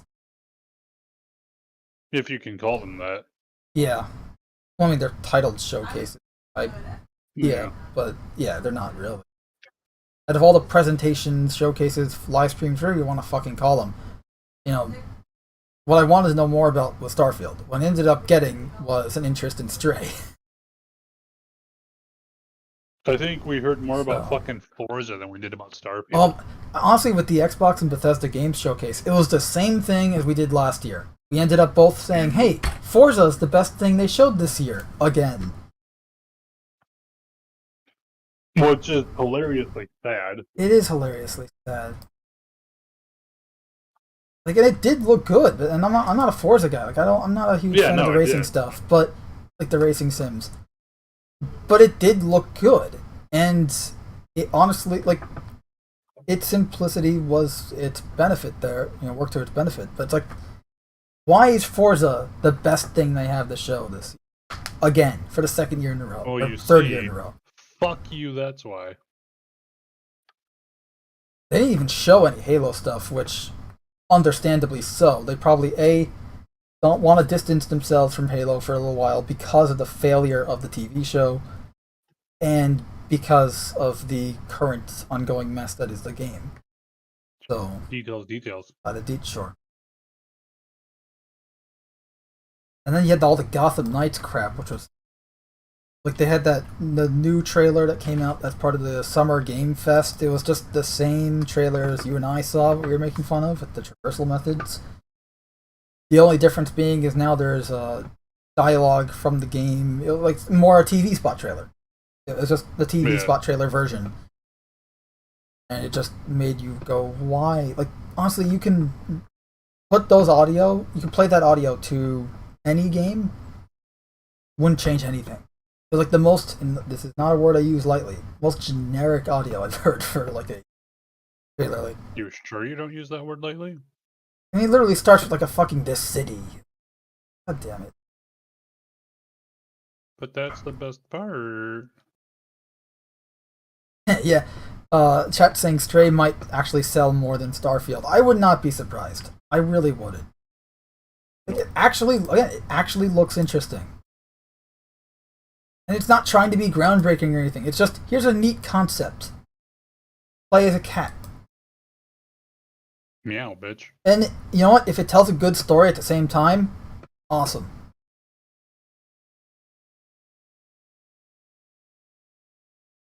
But it is disappointing that, this was the best thing to come out of the last week of all this gaming stuff.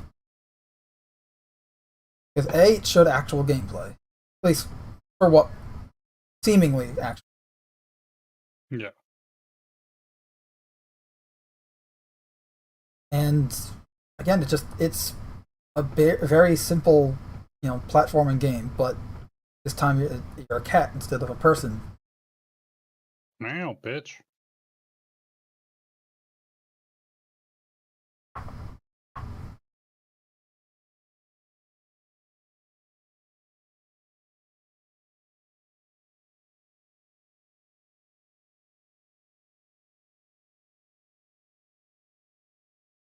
Yep, that's unfortunate. Like, out of all this stuff, all these games they showed off, I mean, the Xbox specific one, the Xbox and Bethesda showcase, that was just TV spot commercials after TV spot commercials, cinematics after cinematics, most of which were for games that are either coming out the end of this year or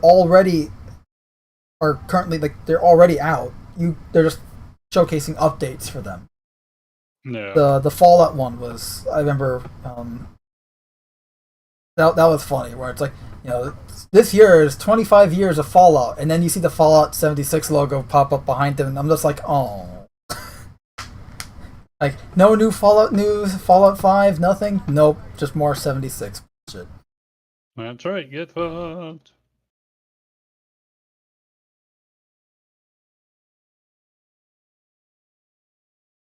I do feel bad that we scared off call sign, but understand. Talk about these Star Citizen. Yeah, the E3 stuff this year, right? All this, well, not E3, right? Sorry, because E3 was canceled, but I mean, you pretty much had all these game show things going on at the same time.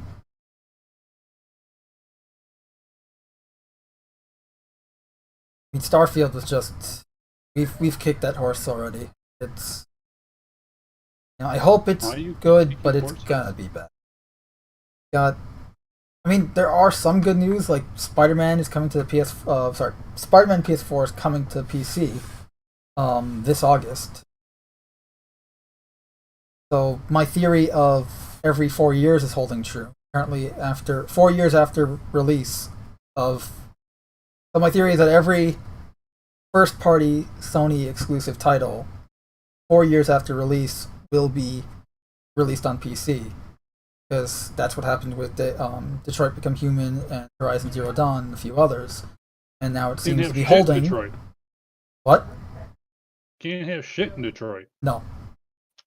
But now you have the Spider-Man PS4, the PS5 remaster version, and Miles Morales are coming to PC, which. Cool.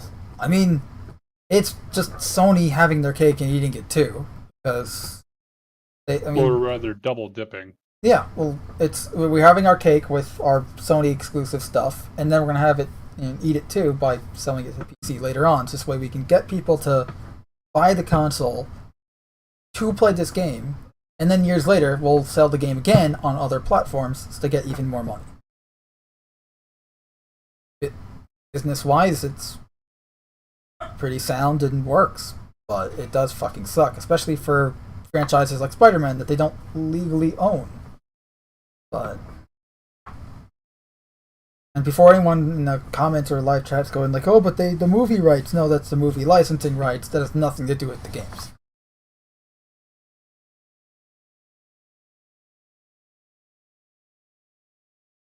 But it's, I'm a huge Spidey guy. Hopefully I can play it on the PC. I have played it already. I have played the game already on a friend's PS4, and it's okay. But hopefully the game will be moddable so that we can mod the living hell out of it. Because it is in dire needs of improvement. You get nothing!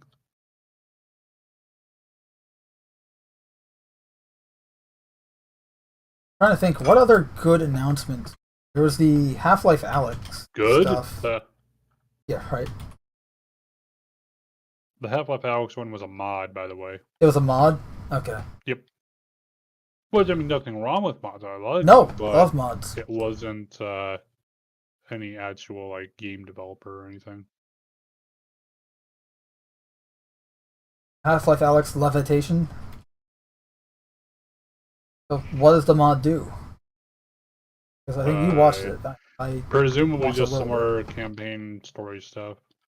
Oh, so it's just a new campaign, but it was a mod, not... Yeah. That's pretty cool, that we're getting like Half-Life 2 level mods for the VR game, but... I mean, I don't have a VR, so...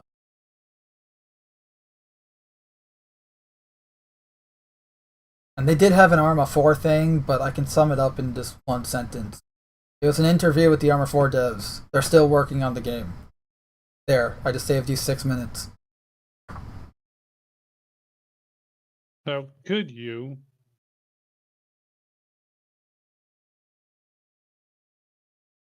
There's also that Invincible game. That looks good.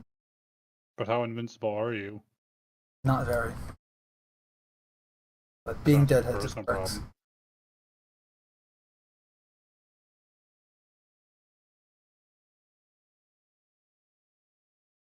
Star Wars Industry. Well, it's based on a book of the same name. Wait, they expect us to read, my god. I hope not. That's the problem 343 has. They expect you to do homework in order to understand all their games.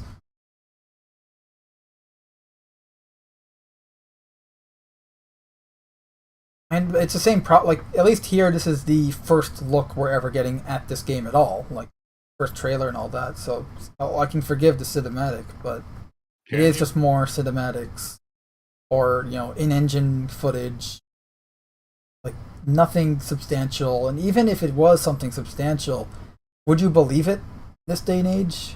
Would you actually, you gotta take it with a grain of salt, because it's never going to be indicative of the final product.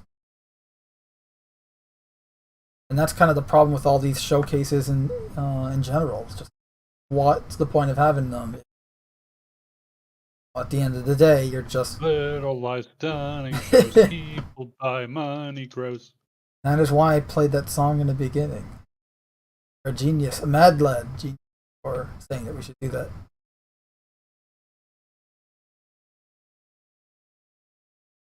I mean, Cyberpunk is still freaking... I'm pretty sure the modders are fixing it faster than the devs. Even if the devs do fix it, the modders are actually adding RPG mechanics into the game. Devs, even if they do fix Cyberpunk, their work isn't going to do mods. I'm not gonna finish playing Cyberpunk until more mods have come out that have made the game more of an RPG. Because it's a shame. It's almost a disgrace to, here's a Cyberpunk game, right? Sequel to Cyberpunk 2020, one of the most in-depth and crazy RPGs, like tabletop RPGs. And then you have 2077, which is more akin to Fallout 4.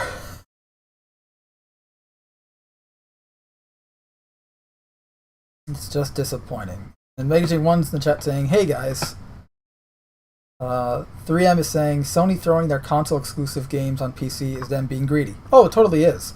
But I will say this, I'm glad that they are doing it. However, I have no problem if they didn't do it for IPs such as God of War or Detroit Become Human, or really IPs that they created on their platform. Like, they helped create them with the developer, it's their IP, they own it, or they published it. Stuff like Spider-Man, they don't own shit, save for the movie licensing rights. So why is it Sony exclusive, aside from money being a logical reason, No, of course. Fuck you, that's why. That too. But, that shouldn't have been an exclusive. Even for the horrible, horrendous Avengers game. Spider-Man being in that game, but only for PlayStation players. So, what that makes that game, which, that game's already shit as it is, but now you're paying the same price for less. If someone on the PlayStation is buying that game for, say, $50 or $60, whatever it is, and someone on Xbox and PC is paying the same price, people on Xbox and PC are getting less for the same price. Because they're not getting Spider-Man. The flagship character of Marvel. Arguably one of the most popular superheroes in the world next to Superman and Batman. Okay, this Invincible game actually looks really interesting. I did not watch this trailer full. You will. Yeah. You better. The book is pretty decent.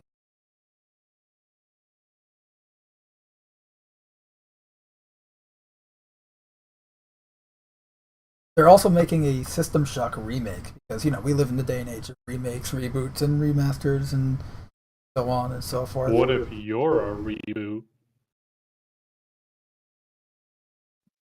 Your audio How kind would of cut you out a little bit. know?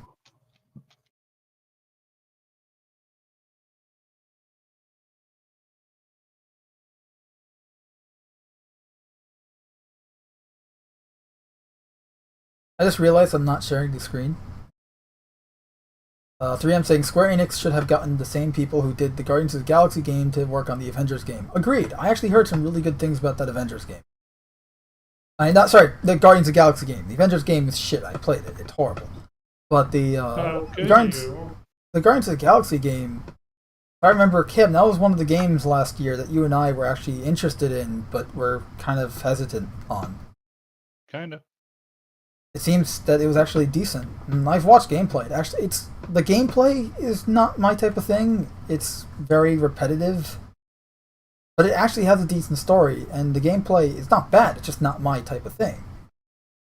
So. How dare you? It must be because. Also, you're Square stupid. Enix has been having a weird thing because didn't they like essentially sell for what was essentially a steal all their IPs? Yeah. Deus Ex, Tomb Raider, and they were practically giving them away. That's another game. One up. What? I picked up two. Look, I guess someone who has has and played all the Deus Ex games. I fucking love Deus Ex. I want another game, and it's a shame too. Wasn't Crystal Dynamics the devs of the Avengers game? You know what they should have been doing? Making another sequel to Mankind Divided instead of Avengers, because Mankind Divided ended on a fucking cliffhanger. You're crazy. 3M saying that he bought Avengers. God damn it, Guardians of the Galaxy early this year for $34.99. Dang, $35. Daniel. That's a pretty good deal.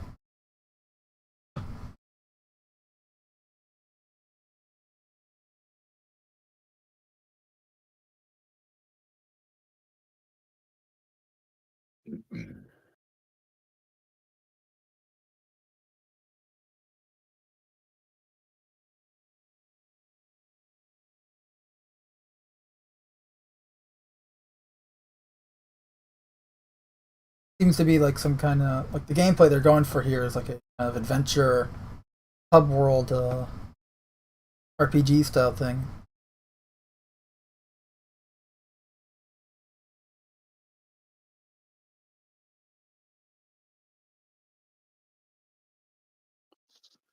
Looks interesting, but I was saying, you know, you gotta take it all with a grain of salt. The smallest of grains of salt. The smallest of salts. The smallest of grains? Smallest of grains, the smallest of salts. Because we have the smallest of brains. And spleens. No, your spleen's actually growing. No.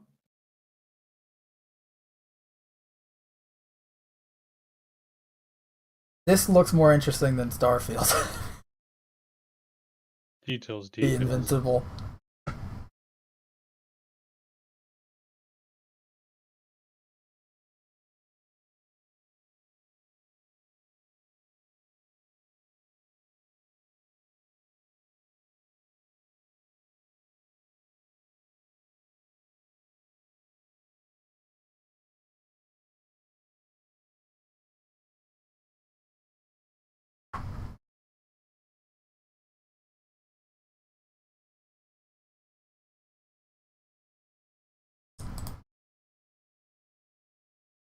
Sorry, I'm just watching the play here.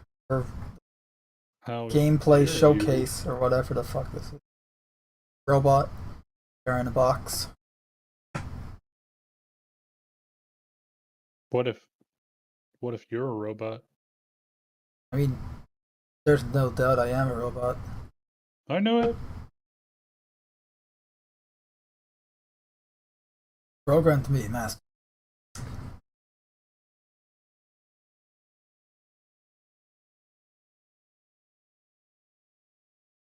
Dave.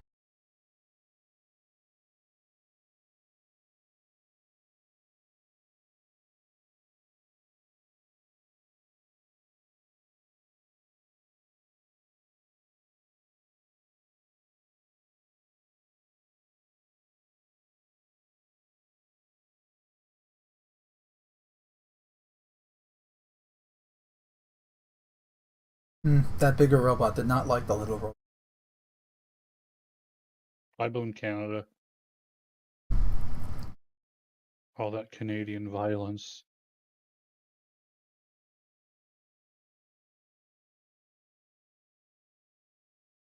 Well, interesting way to end the demo. But, okay. And you have the System Shock remake trailer. Humans interfacing with computers for their own entertainment. The very notion disgusts me. Look upon my works, foul creatures, And weep at its magnificence. It is a beautiful day on Citadel Station.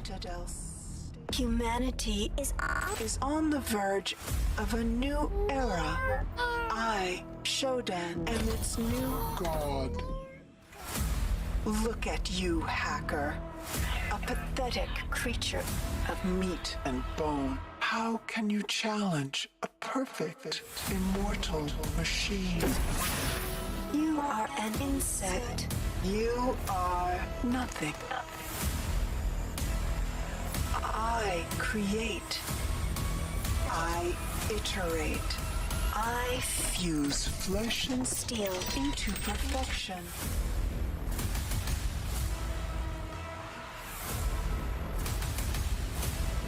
My children. Hacker. Their blood is on your hands. You will suffer for your transgression. The chat saying blame Canada. These are my Yep. avengers. They've had it too good for too long. And they Yeah. will We all know have Canada isn't the real place. retribution.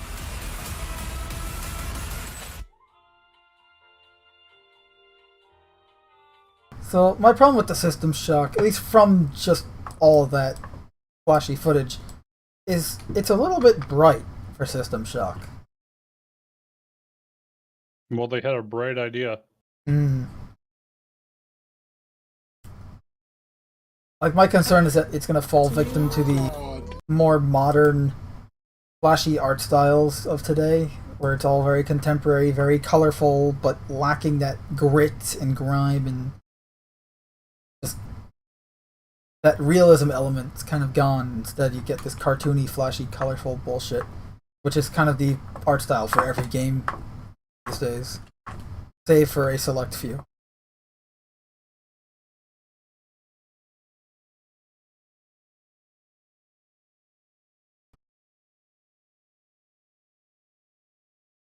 I gotta give Guardians of the Galaxy credit for not falling into that art style trap. However, I was not a huge fan of the aesthetic design for the model designs themselves. Like, everything had a very samey model to them.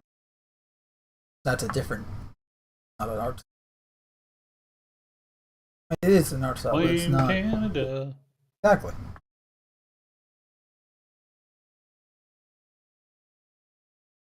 Avengers had that issue. Halo Infinite had the issue. That new game Redfall is going to have that. I'm surprised that Starfield doesn't have that issue. Looks of it.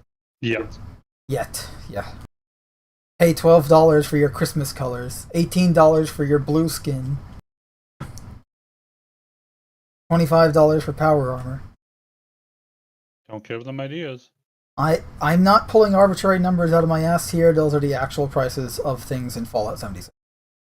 Or the respective things Blue is indeed an $18 color that you can buy in that game.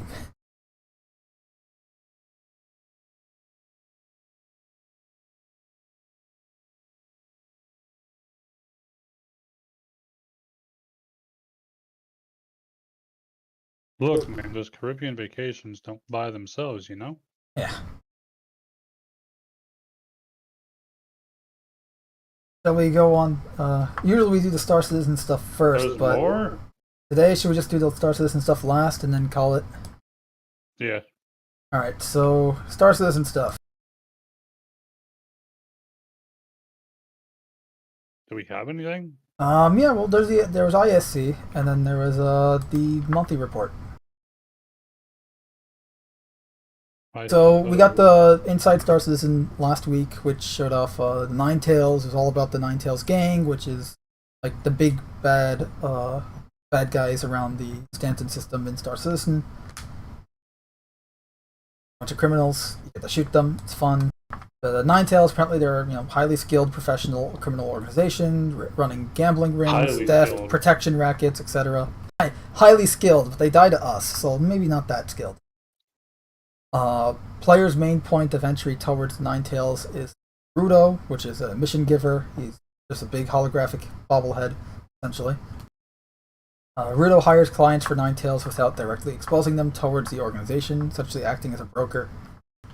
There were fears that Nine Tails was going to attack during Fleet Week at Orson, and officials were on edge, and what they are on what they are up to right now, which is pretty much them saying that's why they didn't do because CIG was going to have this FPS event at Orson during Fleet Week, but they didn't do it because performance issues. On the performance. So they Pick up, bitch, it's me. It was you, that's why I hung up. No, so they didn't do it through the performance, so they delayed it to Alpha 3.17.2, which is going to be the next patch, which, going to come out sometime in the next week or two? Probably, maybe. Or more. But it's a FPS event at Orson, where they're calling it the Siege of Orson, essentially. That's Rudo, by the way. Essentially, Nine Tails have taken over one of the floating platforms at the floating city of Orson around Crusader, which is a gas giant. Your job is to go to that platform and kill them all. And there's some objective-based stuff there too, but I don't know the details because I played some of it, but then the server crashed in typical Star Citizen. complete it. Well, to further clarify, so they accidentally put the event up early, Yep. and some people were able to run through it real quick, but not get too far into it. Nope. But it was being tested and still being tested periodically in the PTU, so which is public test universe. It's the alpha before the alpha. But so every now and then they'll do a test of it in PTU, bug test, and all that sort of stuff. But it's actually a really fun event. I am looking forward to it when it's implemented. So they also talked about stock and trade for 9. So apparently, commodity kiosks are getting reworked with building blocks, which is pretty much their new UI stuff for everything in Star Citizen. Several bugs and QOL information is missing with the current version. Display if an item is out of stock or if the ship is full of the commodity. So that's going to be a thing now. Like they will display if that item is out of stock because sometimes they don't. Essentially just bug fixing. Being able to go to a shop and see what you can buy and sell, even if it's full or empty. So this way, even if they don't say you want to go to a gun shop and they're out of stock of guns, but they're still going to say that they sell this gun, they're just out of stock. So this way you know, oh, I can go here and sell that gun to them, buy it. Also, show things that are in your ship that the shop doesn't want, as well as a step 1 of the trading hauling loop. More information coming soon. Essentially just more improvements, bug fixing, and changes to trading gameplay loop Star Citizen. But that was Inside Star Citizen last week. We also got the monthly studio report for Squadron 42. So that's the single-player, story-driven campaign for Star Citizen. We got some more AI updates.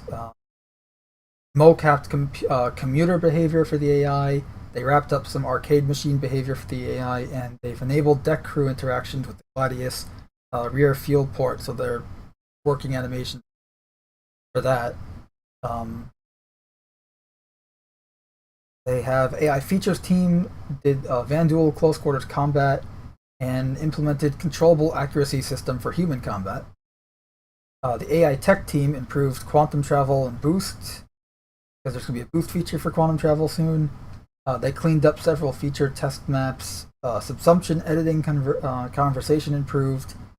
The GUID and Super GUID tweaks. NPC pushing trolley work continued. Improved transitioning logic. Added a stuck detector. Human NPC defend area behavior added. Occlusion calculation restored, and improved friendly fire validation. So this way, the enemies don't shoot you. The friendlies don't shoot you, and vice versa, and all. Too late. Which honestly, we need more of, because how many times do you accidentally shoot security guards in Star Citizen? Or do they accidentally shoot me? Or accidentally shoot you? So No that's what this is not for. Even a fucking write up. Yeah. So this is what that's for. Improved friendly fire validation, so it doesn't shoot you. Which would be nice. Animation team did facial so the facial animation team improved Squadron 42 characters. The mocap team worked with story and gameplay teams to do what they do. Added several level events and combat scenes. Social AI behavior progressed, and research and development locomotion improvements. Character art team had the UEE Navy outfits and Screaming Galson armor added. The final version of the hair shader, so maybe we'll finally get the hair version 2, whatever, in Star Citizen. So Nope, you got it nothing. doesn't look weird. The gameplay story. Let's see. Gameplay and story. They updated scenes in chapters 1 and 5, and improvements to walk and talk scene. Squadron 42. Level design teams completed layouts of 2 chapters for the FPS team. Implemented and polished mechanics from Space Dogfight team. And social design team continued in-game scene. In other words, playtesting / development. Narrative team did some in-depth level reviews, revised 2 puzzle scenarios. The Star Citizen will have Half-Life style navigation puzzles. finished recording scratch placeholder audio using developers as stand-in performers, dedicated time to broadening some narrative in-game collectibles, and updated overall schedule for recent script improvements. The QA team supported the cinematics team, video recordings for bug validation and review, and then the team is now regularly tests FPS and ship sections during the Van Duel. So that's what the QA team's up. The Squadron 42 tech animation team is doing some QOL tasks for the devs. New initiatives to load skin data from the engine yielding 1,200% speed increase. Like 1,200%. And continued replacing slow rigging solutions with the new plugin. UI team worked on a variety of screens for 2 key levels, and new door panels were. No updates on the star map stuff, unfortunately. They did talk about that last week, where they were working on a new star map and helmet HUD. The VFX team is doing a cleanup pass on 2 larger levels, and they reviewed the gas cloud setup. So hopefully they're making them look better and less noisy. And that wraps up all of the Squadron 42 May 2022 monthly studio report. You've just learned everything that happened in Squadron 42 over the last month. What was that? I said everything. Everything. Everything. For the greater good, of course. For the greater spleen?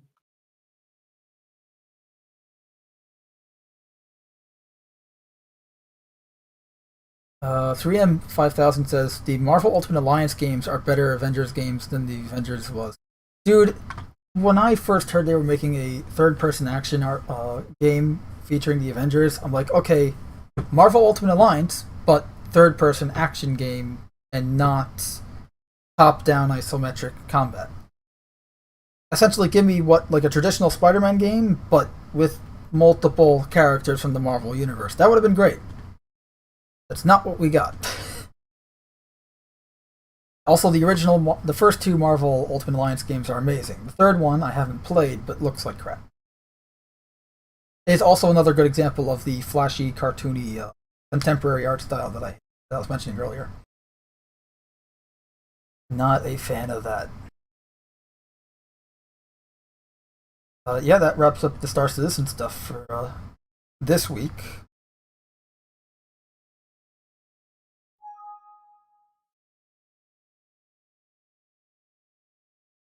We didn't do. We didn't do. There wasn't really a lot of Star Citizen news this week, save for the monthly report and Inside Star Citizen. Because, well, it's going to be pretty quiet since Invictus launch week ended last week. And, sorry, two weeks ago? Last week? Whatever, it ended. And now we have Alien Week coming up. I think it's this week, right? Somewhere around there. For anyone who doesn't know what the fuck it is, most of us don't. Essentially, it's just all the alien ships in Star Citizen are free to fly or something like that, right? Or they're on sale, not even free to fly. They're just on sale on the website. And they might reveal a new alien ship, because last year they revealed the Neon Raylan. Railing your mom? As you always do. But yeah, that was last year's Alien Week. Alien Week is pretty uneventful.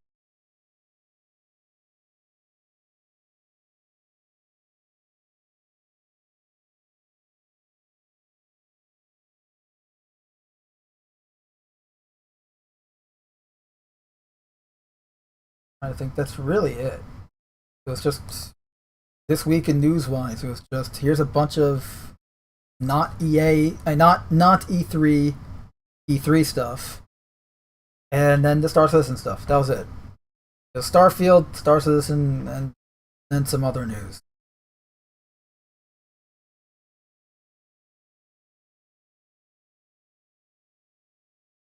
I heard Stalker was also delayed, so there's that.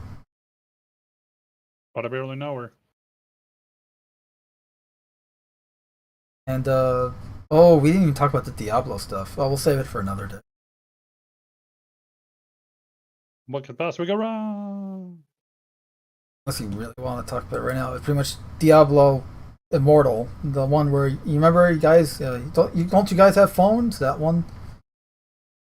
It didn't do well, to no one's surprise, and it had a shit ton of monetization that was very egregious, very predatory, and breaking the game. There, you have been caught up.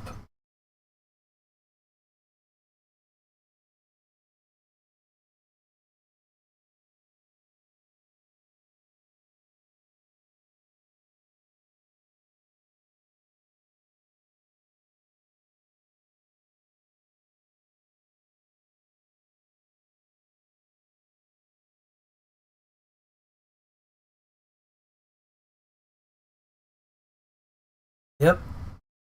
Anything else? Or yeah. Not that I know of. Double check.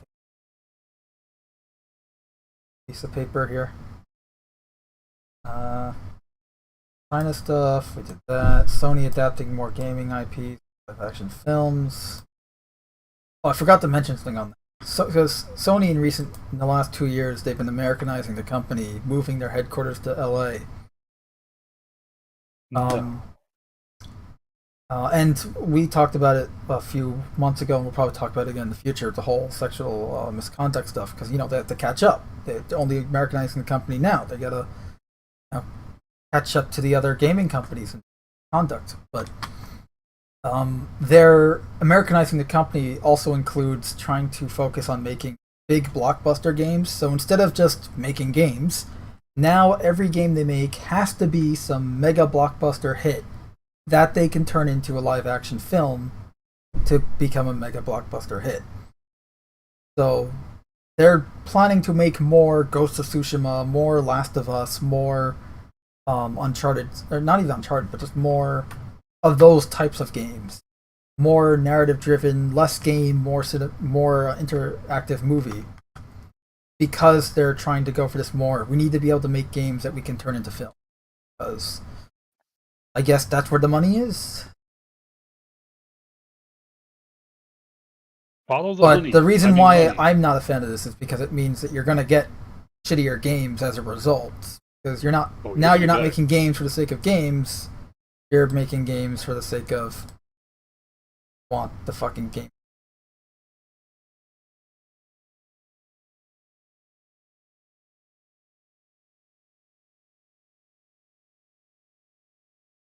Whatever. We'll see how it goes. So far, they already made the Uncharted movie. It's whatever, I guess. I know they want to make a Gran Turismo movie. A Horizon Zero Dawn, obviously. God of War. They listed Jack Daxter, the guy that made the Uncharted movie, wants to do a Jack and Daxter movie. And as one of the guys in the chat, 3M5000 was saying in the chat earlier, some of these games just do not translate to live action at all. Nope. There are some IPs that do, and they could be done really, really well. But do you trust any of these bigwigs to do it? Nope.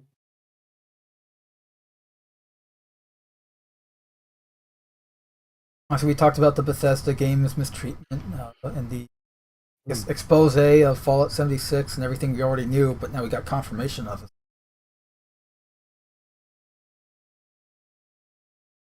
EA Pride drama, loot boxes are, getting some regulations now, finally. How long has it been? Too long. Too long, indeed. Now here's that article. It was hidden, that's why. Diablo Immortal won't launch in 2 countries due to loot box legislation. That's good. So 2 countries aren't going to be tortured with the game. Good for them. And they announced the Diablo 4 at the Xbox and Bethesda showcase, but I mean, Diablo 3 was met mixed reviews. And then you have Diablo Immortal. You really think Diablo 4 is going to be any good? Nope. Question. Honestly, the only thing I can think of in terms of good news that's not pertaining to Stray is the Square Enix stuff where they let go of all those IPs. Hopefully this means that we might actually see some games being made from those IPs, but whether those games are good or not are going to be a completely different story for another. Nope. You got nothing.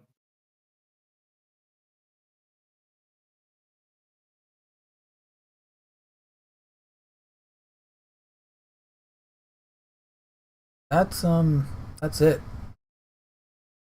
We're done Good. here. Game over, man. Game over. What the fuck are we gonna do now? You're just playing. We can play games. You still in your Minecraft? Yes.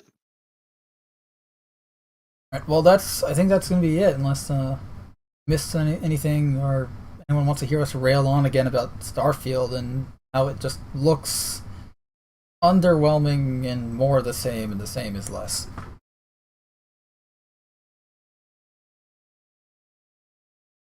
Yep. Tune in next week for God knows what new nonsense is going to come out then. Piggy breakies. Alright, well, this has been episode 71 of Casting Shadows. If you guys enjoyed, be obliged to give us a thumbs up and all that stuff. You guys know the drill. Or else. I'm gonna play the song again on the way out. I think that'll be good. Do it.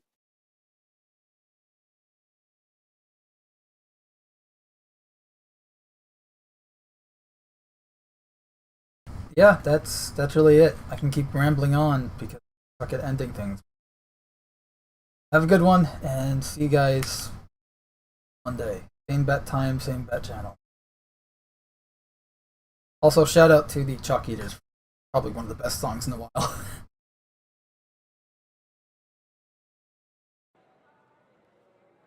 Please welcome the game director of Bethesda Game Studios, Todd Howard.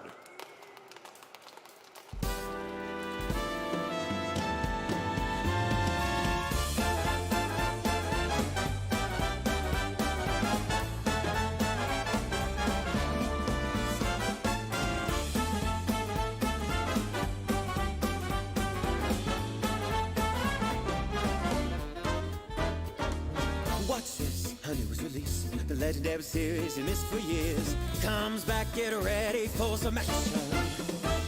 Get a couple bucks in here, smoke fits right there. The fans fix it anyway, so we don't care. They'll patch it through microtransactions. So enjoy your pretty nylon bag. Oh, and boy, stop shitting on our swag. You're not getting any money back. You knew this was a one-way wacky track. Dish it up and have your nylon bag. Coming up with it was real drag. Overseas was drink that you won't take, so you're not getting your money back. It just works, it relies on it shows people buy money flows. It just works, overpriced, open words, earnings rise, take my word. It just works, it just works, it just works, it just works.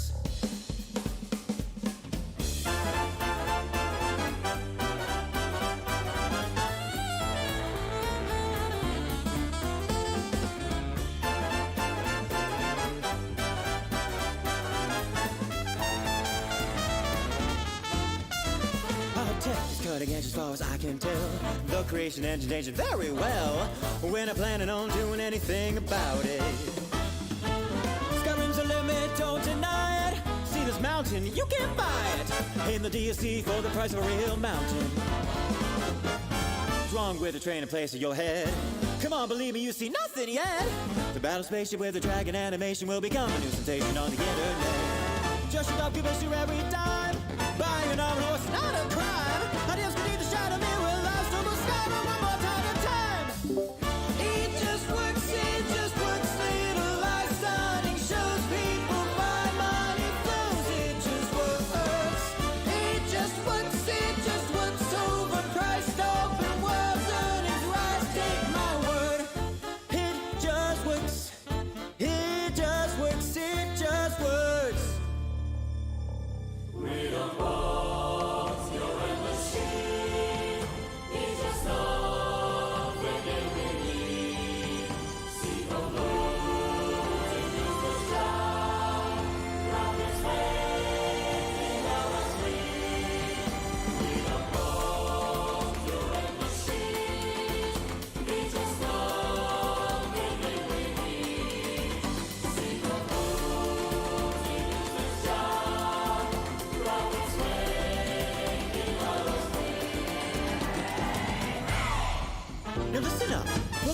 place washed by E like waves. There's 2.5 peasants with the same ugly face. You're not into small towns, check out big ass planes. 50 times the size of Skyrim, twice as many corners caves. You see, we at Bethesda know exactly what you want. Hardcore gamers inspired us to improve shopping a lot. Now we stock that must be bought for an extra 10 spot. And saving now wasn't pay bond for just 20 a slot. You're never getting bored with infinite quests. There's every vagabond to put you to the test. To be rich, the awarded with infinite chests full of rusty swords and used pregnancy tests. We got rid of skill trees, they were old and lame. We made a leveling system and a role-playing game. We can just slash and kill and save one more nation. No more levels and skills, only degradation.